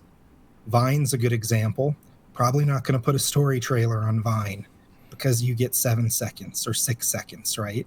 You're going to do that on YouTube. You're going to do that in an embedded asset on the landing page, right? With socials, right? Think of something like a social post. You have character limits. You recognize where you sit. You are in a news feed, competing with all kinds of other content. And so, social is probably a little bit more comparable to email, when your actual objective for that channel is to get them to get enough of their attention to get them to click through and engage with something bigger, right? And so I'd say that the channel would dictate, and once again, it's all connected. You're telling the same story, right? But what you actually pushed out in different channels, I would say, was more a function of what the appropriate use of those channels are, and what the audience expectation of those channels are, right? And that gets you pretty far if you can just understand that and bring that to bear. With your newfound wisdom of 4 years being away, the industry's changed a lot. I remember at the time, Tonka and I were geeking out because prominent streamer Towley started streaming Terra. We were like, oh my God, this is insane. And it didn't seem like many people at the company even knew what Twitch was at the time. So Tonka kind of rose through the ranks to take on some of our streaming, do some things. As you mentioned, him and Tree Shark would stream these marketing initiatives, these promotional pieces. And we've seen in the industry the rise of the influencer, and a lot of traditional marketing has kind of fallen away. World of Warcraft still paid a lot of money to do a Super Bowl spot. I went to TwitchCon a couple years ago, and Final Fantasy, I think, had a giant ad on the train that would run from the hotels to the convention center. So you still see these things popping up. But you know how many people are watching television these days? Is the marketing spot important there? And then you're paying for these influencers, but now this has become a legit business. And I think the community is aware that you're paying for their time. Are they invested in it? Do they care about the product? And how much control do we have? Have you been keeping up with that? Do you have any insights on how it works? Well, we did do some influencer marketing when I was there at En Masse, and I've learned some things since then that I would apply in hindsight. But I think really at the heart of it is that you you have to understand and empathize with what like an influencer's objectives are, right? When you look at Twitch specifically, influencers will get really excited about their game if they're confident that it can bring them a lot of viewership, right? If they go in on your product, if they spend a lot of time streaming your game, that they can grow your audience through it, right? And I don't have any precise understanding of how they make that estimation, but I'm sure probably not a consistent way to make that estimation, but I'm sure they look at things like, is this game selling? How popular is it right now, right? Like, do people talk about it, right? Is there an approachable audience for me here? And, you know, this is just me hypothesizing. But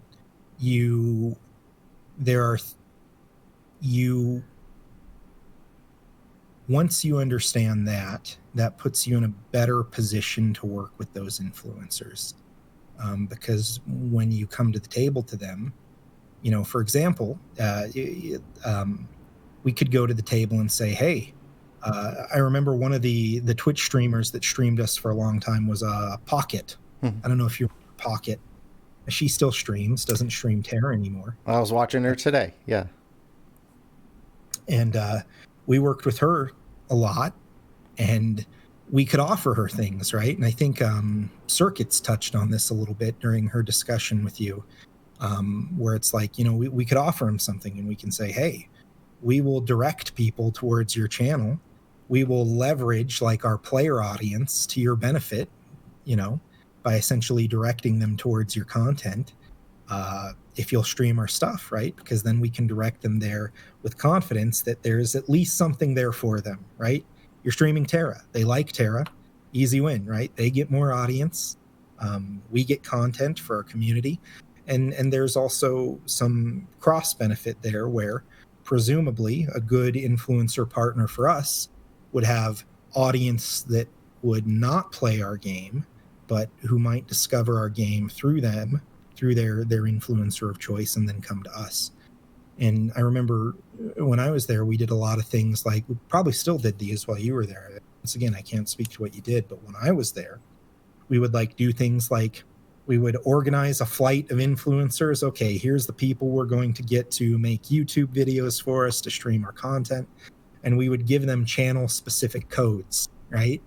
And then we'd go back and look back like, okay, which channels redeemed the most codes, right? Which one of these which were the most beneficial partnerships for us? And interesting trivia tidbit that you're not interested in at all, right? But coupons, right? Department store coupons, retail coupons were developed not because companies love their customers so much, but because coupons was a means by which you could track the effectiveness of marketing initiatives, right? And you could say this promotion had approximately this impact based on coupon redemption, right? And, you know, there's thoughts on how effective of a proxy that is or isn't, but that's kind of where that idea got the genesis, right? And we could do the same thing on the marketing side with things like item codes, right? And depending on how you structure that offering, maybe you give different influencers, different streamers, different items, right? And you create some kind of structure where your players are incentivized to interact and engage with many different influencers, or maybe you give them all the same code, right? And you know, there's a lot of levers you can pull depending on what your objective is with something like influencer marketing. I think your original question was, how has it changed? Or has it? Maybe it's still the same. We just put a different name on some things. The games industry nowadays is really aware of how dramatic of an impact streamers and influencers can have on a title.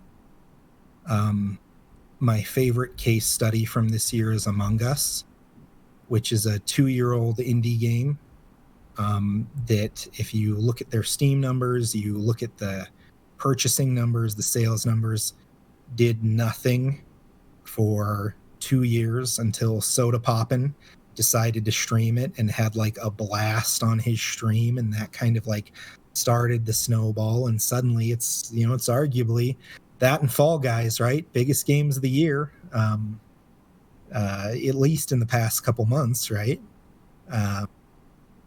And it's funny to see that happen, right? And so I think it has evolved a little bit, right? I think there's a recognition, like just an irrefutable recognition of the kind of impact these content creators and influencers can have on a game as a product, right? But then I also think that like something that is being explored and that people are trying to poke around, and I'm not quite sure that we've as in marketers in the gaming industry, which I'm no longer a part of, I shouldn't say we've, haven't quite figured out is how do you make something go viral, right?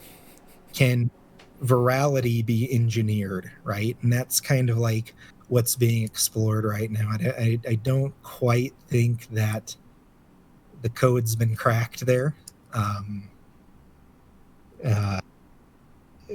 But I think that's where like a lot of people's minds are at, right? Because if you look at there's no way a team like, the 3 indie devs at Among Us, there's no possible way that they could spend themselves to those levels of user acquisition and purchase, right? It's not possible. You couldn't spend enough money in an ad campaign, right? Your traditional marketing avenues you couldn't do it. But you get some viral attention, and suddenly the fiscal outlook for that product changes dramatically.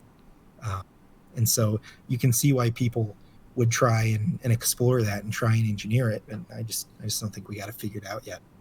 So one of the things I see from my point of view with the game industry is there was clearly defined roles of developer publisher back in the day, where developers developed the title and didn't know what to do with it, and they needed to sell it or partner. And then the publisher, it was experienced in getting that to market and building the infrastructure ecosystem around it, payment portals, customer support. But we're seeing the rise of the Epic Launcher, the Steam library, and all these platforms that make it easy. When EME first launched Terra Console, getting that game onto PlayStation and Xbox, it was a nightmare. It wasn't user friendly, and there were so many different portals and logins. It's step after step after step, and redundant step after redundant step after redundant step. But they've been upgrading. They've been introducing a more user friendly process, and that's what you're seeing industry wide. Which makes me wonder, what is the purpose of a publisher now if a developer can self-publish? What's the purpose of a publisher if that marketing platform brings the customer to you? If we're launching a self-contained executable that we need to get a user to go to our website to download, I've got to reach out and I've got to grab that person and drag them to us. But if I have, my game up on Steam or my game up on the Epic Launcher, that user's there. I just need to be flashy enough, but I have the tools through that platform. So it's been a big question for me from a product manager point of view, but I'm wondering, is the same thing happening in marketing? You had those traditional sources. You had those well-established, long-running marketing teams that would service multiple areas, multiple industries, and gaming would be one of them. And you use the same methodology to promote a video game as you would most any other product. You would just target your audience and deliver your ads. But with the rise of the influencer and the money being thrown at them, and now this cancel culture, risk, you had, ad apocalypse on YouTube where advertisers, companies realized they didn't have control where their dollars were going, and some of those content creators didn't fit the marketing profile they were looking for. So is there a shakeup coming? Is the power of the influencer, the power of the content creator, a sustained tool, or are we going to see traditional marketing try to take that over? That's a great question. And I'm not sure I have a great answer for you. I would not consider myself an expert at influencer marketing, and I certainly don't have a crystal ball. I think that the challenge that you're trying to solve in marketing is you're trying to get eyeballs and attention, right? I think that there's what I thought of off the top of my head is I think of like mobile games, right? And mobile products. And reel me in if I digress way too far from the question you're asking. When you think of something like a mobile product, there's a pathway to profitability if you can get your cost per user acquisition below a certain point, specifically below what your customer lifetime value is, right? And in theory, you can spend money to make money until that particular audience that you're targeting dries up. And usually, it's drying up because your cost per user acquisition increases, right? That's the first leading indicator that we're perhaps reaching the end of this audience we've targeted, or at just a point it becomes unworkable. And so you think of how many apps get launched into the App Store every day, thousands, literally thousands of apps. And so I think something comparable to, influencer marketing or someone getting a lot of eyeballs on your product would be something like getting a feature in an app store, right? If you think of like a mobile phone as like shelf space, right? Traditional retailers fight tooth and nail over shelf space. Oh, we have this soft drink product that's competing with Coke and Pepsi, and we've got to literally fight retail stores and help them understand, no, give us a chance. You give us this much shelf space, and we will bring you more profit, more margins than you would if you were to give that shelf space to a competing product, right? And you fight this battle, and think about the shelf space in a mobile phone, right? How small it is, how much people are actually seeing, how much of these thousands of apps that get published every day are they actually seeing? Think about the consumer investment in picking a mobile app, right? When we were doing mobile titles, I used to say, we're selling candy bars, not cars. That's how much your average consumer thinks about a mobile game. It costs nothing. It's free. I'm going to download it. I'm going to give it a try. If it sucks, I'm deleting it. Not a lot of consumer investment. We're not selling cars. People aren't doing tons of research, right? And so I think that with influencer marketing, I think the reason it's gotten so popular and the reason for companies it's attractive because the returns on investment for that as a channel have the potential to be incredibly high. The reason it's attractive to audiences and to consumers is because people don't trust companies and brands. They trust their peers. They trust their friends, right? And it's interesting when you look at gaming. So I'll use Blizzard as an example, right? I cut my teeth on kind of their golden era, Warcraft 2, Warcraft 3, Diablo 2. There is a period of time where if Blizzard announced a new title, I knew I was going to get that game no matter what, because my confidence in the company and brand was so high. They had such a sterling reputation. And I think that's not the case anymore. Now they're issuing refunds to people who pre-purchased Shadowlands. Warcraft 3 Reforged, worst remake of all time, right? Diablo 3 in general. Was that BlizzCon? Oof. Yeah. Oof. Diablo, right? Diablo Immortal, right? Talk about that a little bit. And so consumer trust is eroded, right? There's even like a meme on like forums like Reddit, like don't pre-order, right? Or like the E3 demo versus the actual product, right? Don't pay for unreleased product. Exactly. And so it's like that's kind of like the consumer awareness has increased, and I would say it's increased because I couldn't pin the tail on that donkey, but it's increased, and people are more distrusting. Your consumers are more distrusting of companies and brands, and I would argue as a result, they're more distrusting of the marketing output in the channels that those companies and brands are traditionally comfortable with, right?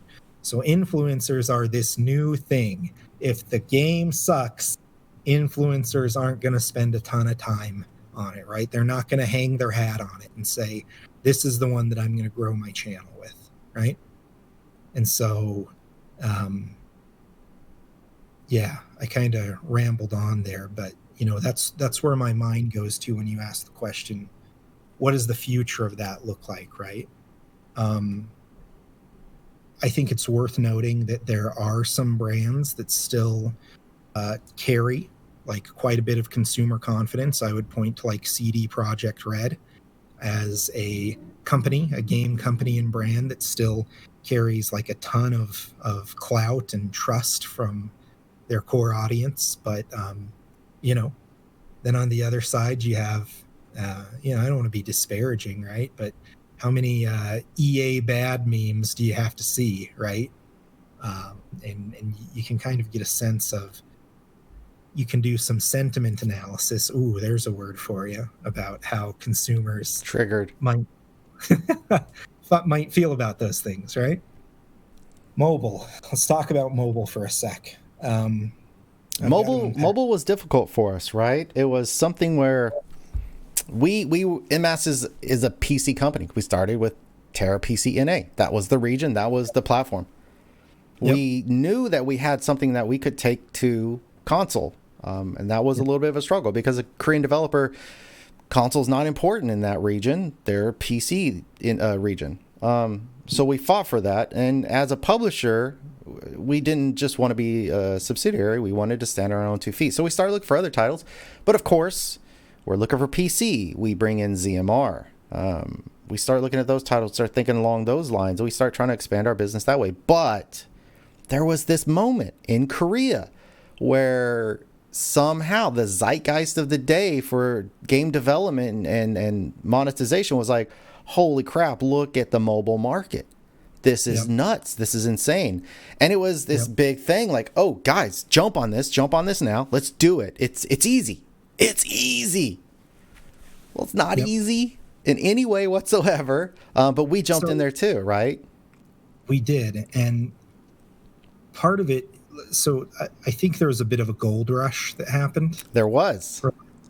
Where people, so if you think about it, when you're doing like kind of a market assessment, right, and you're comparing platforms, how many people game on PCs is partly a function of how many people own gaming PCs, right? How many people game on consoles is a function of how many people actually own those consoles. But everybody's got a phone. Don't you all have phones? Don't you have phones? Exactly. Everyone has a phone. And so when you look at in terms of just opportunity there, it's like blinded by dollars, right? It's like, this is a massive opportunity. We would be foolish to ignore it, right? And I don't know with perfect clarity, and I'm not going to say that, say definitively what the decision-making process was there. But I know that certainly that's part of it, right? That's attractive. Once again, empathize with our position as a company. We have to find titles and stand on our own 2 feet outside of things that we publish from Bluehole at the time. It should be said, no company, I mean, it would be rare. I would love to hear somebody talk about it, but a company has to grow. You don't stay the same size, servicing the same people. You grow, you expand, you continue, and you go through your failures to look for your successes. We needed to do that. We needed to find other platforms. Yeah. And so I feel like, and this is probably just because I was not in production and I was in marketing, and I think we had a learning curve. It was a bit of a rough stone rolling, but we had some big wins in mobile marketing. Once again, I'll go back to the Fruit Attacks feature placement, right? Enormous marketing value, right? User acquisition through that alone was quite impressive. However, I don't think that we ever quite operationalized correctly around mobile titles. Um, and I could not unpack that completely for you because um, I would argue that I don't fully understand it. That's just kind of my novice perception. I feel like that we just didn't we did. So here's an example. You do this exercise of segmentation, targeting, positioning. That was an awesome time to be on a marketing team doing that kind of work, because they came one after another: fruit attacks, pocket platoons, and then battle plans was the last one that I was involved in at En Masse. And so it's like we got to do this exercise, this really strategic exercise, just back to back to back to back. And I think we got good at it by the end, right? And our our creative team, once again, world class, they knew how to support kind of the strategy we would set during those exercises. I would go back to Josh Fulmore and I would say, all right, these are the audiences that we've identified for fruit attacks, for pocket platoons. And we want to test messaging and ad concepts against all of them. So here's 5 different audiences, 5 different messages for each one of those audiences. And oh, yeah, 5 different creative treatments for each one of those 5 messages.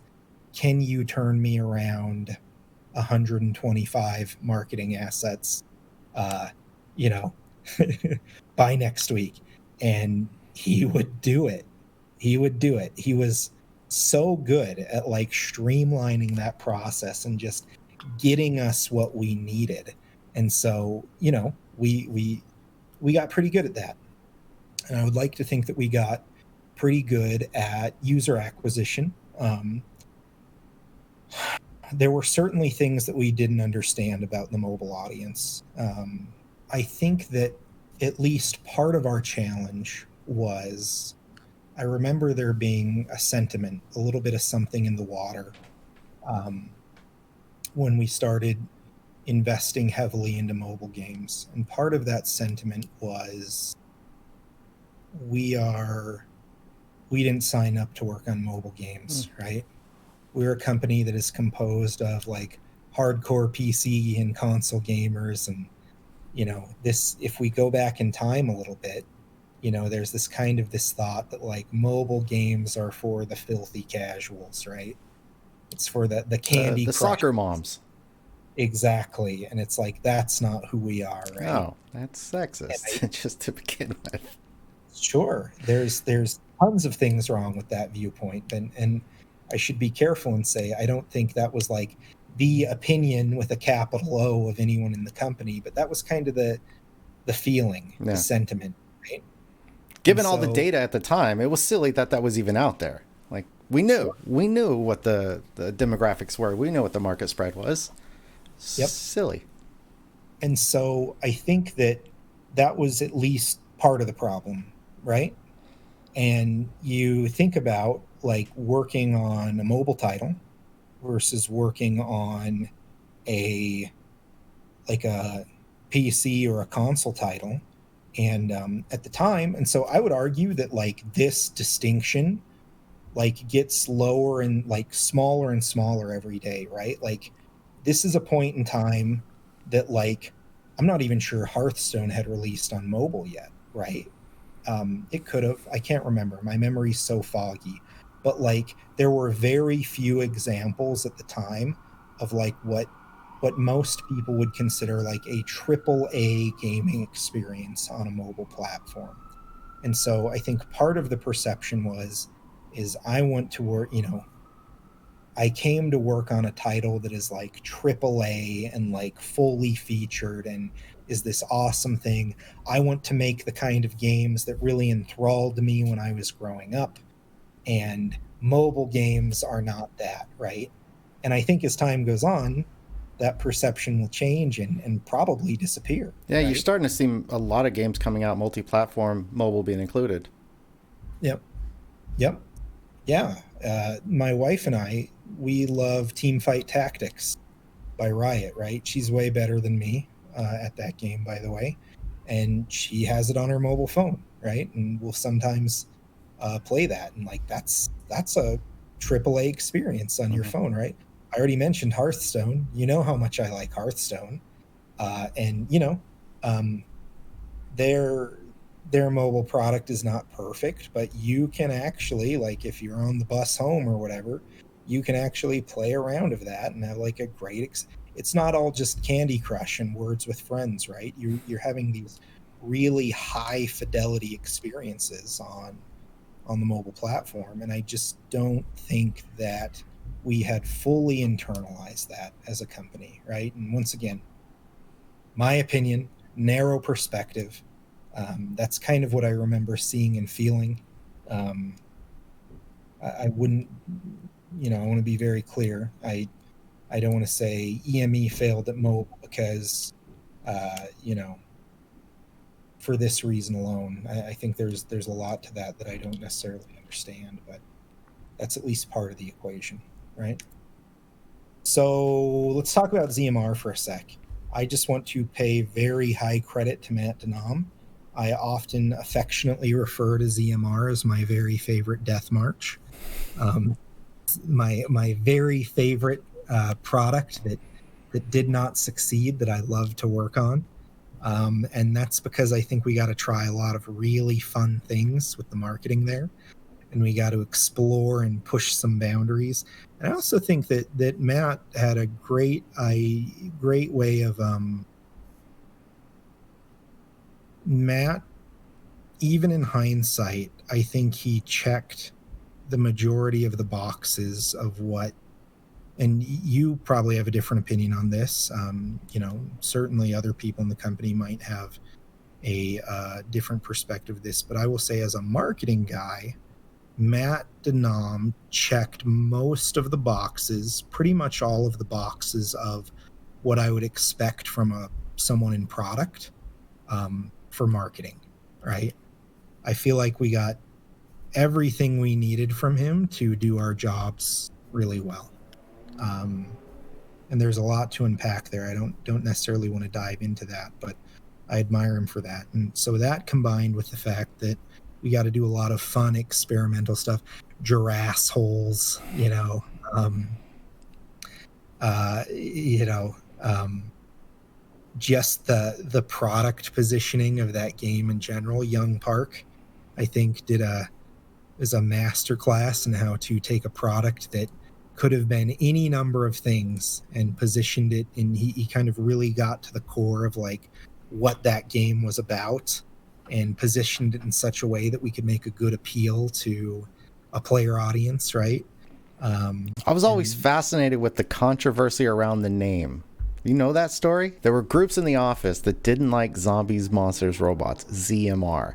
I think the artistic treatment of that, and I think the name were great. I love Zombies, Monsters, Robots. I think it spoke to the title well. It wasn't the perfect title for that product, but it spoke to it well. It made it fun, and we did a lot with that.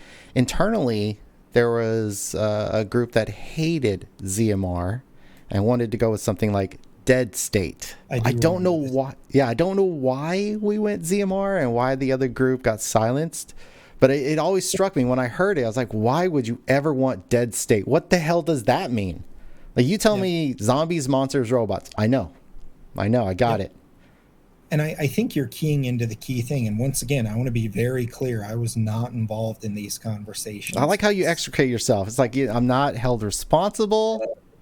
The opinions are wholly my own. It's like I did not have the ability at the time. Oh, right? okay. I would have loved to have been involved in this. I would have loved to have been a fly on the wall, but I was just too junior. I had not gotten my marketing chops to the point where I could have done that effectively. But in hindsight, the reason I admire what we did do is that, like, a title like Dead State, what kind of promise and presentation can you make with players with uh,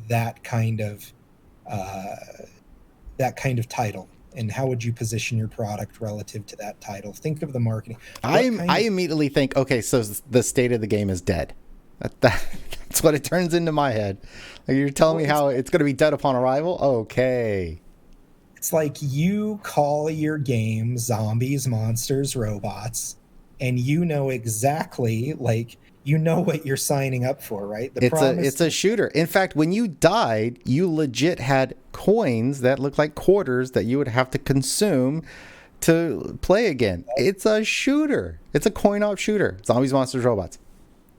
And it's like, we're very upfront about that. Do you want to shoot zombies, monsters, and robots? If yes, well, we've got a game for you, right? We're not going to pretend it's something else. We're not going to even give potential players, the opportunity to misinterpret it as something else. We're very clear about what it is.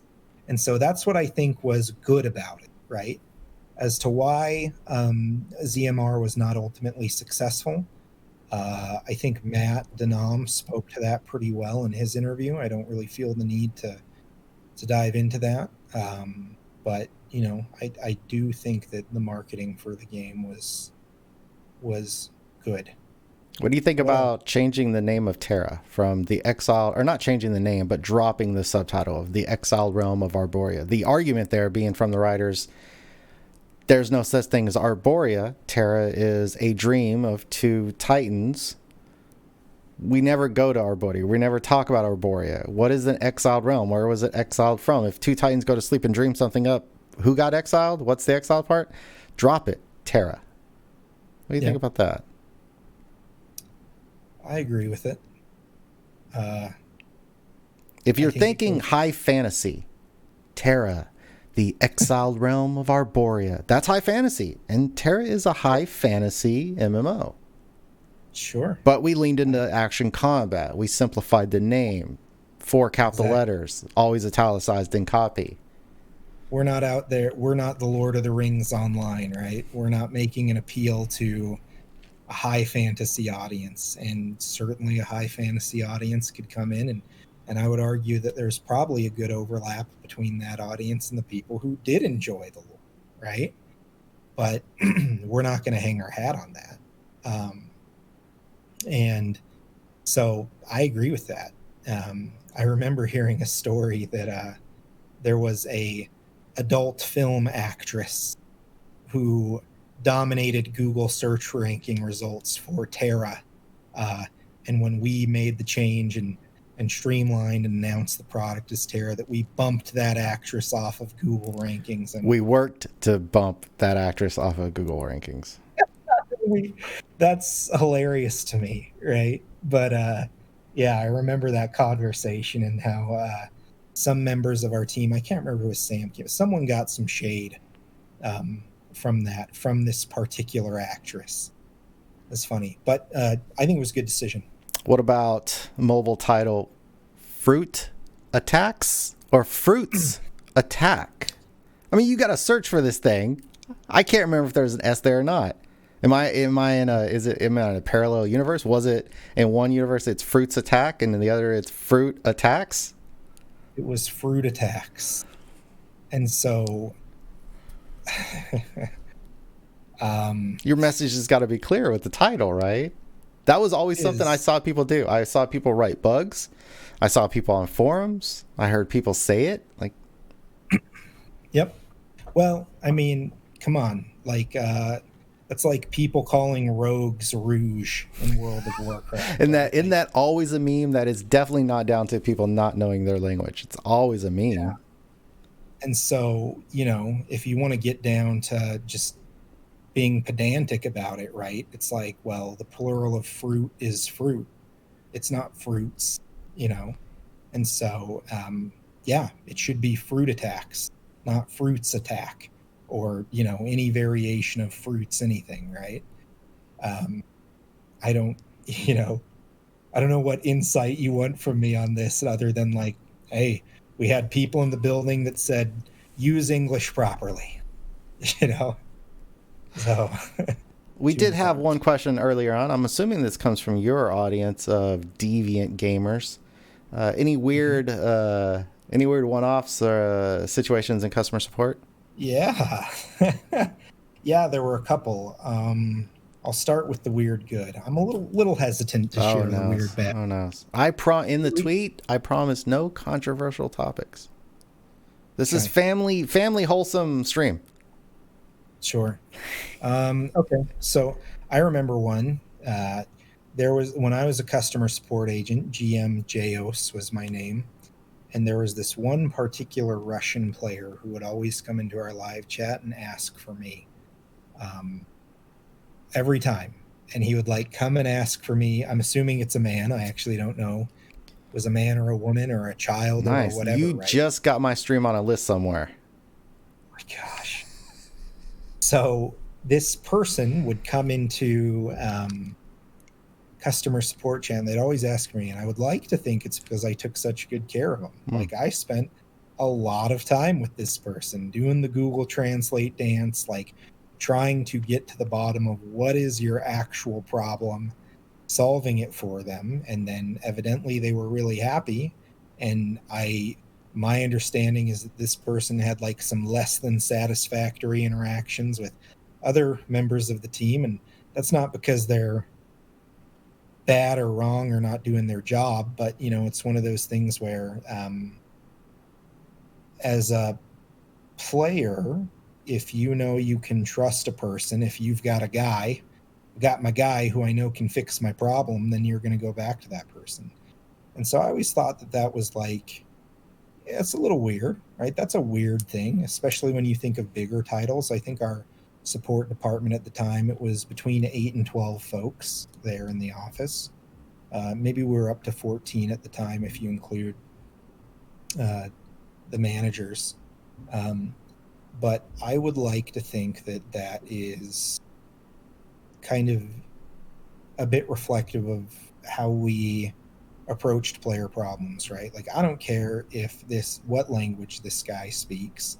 I'm going to work with him until there's a satisfactory resolution and he's happy, right? And for him, he's just tickled pink because someone's taken time with him.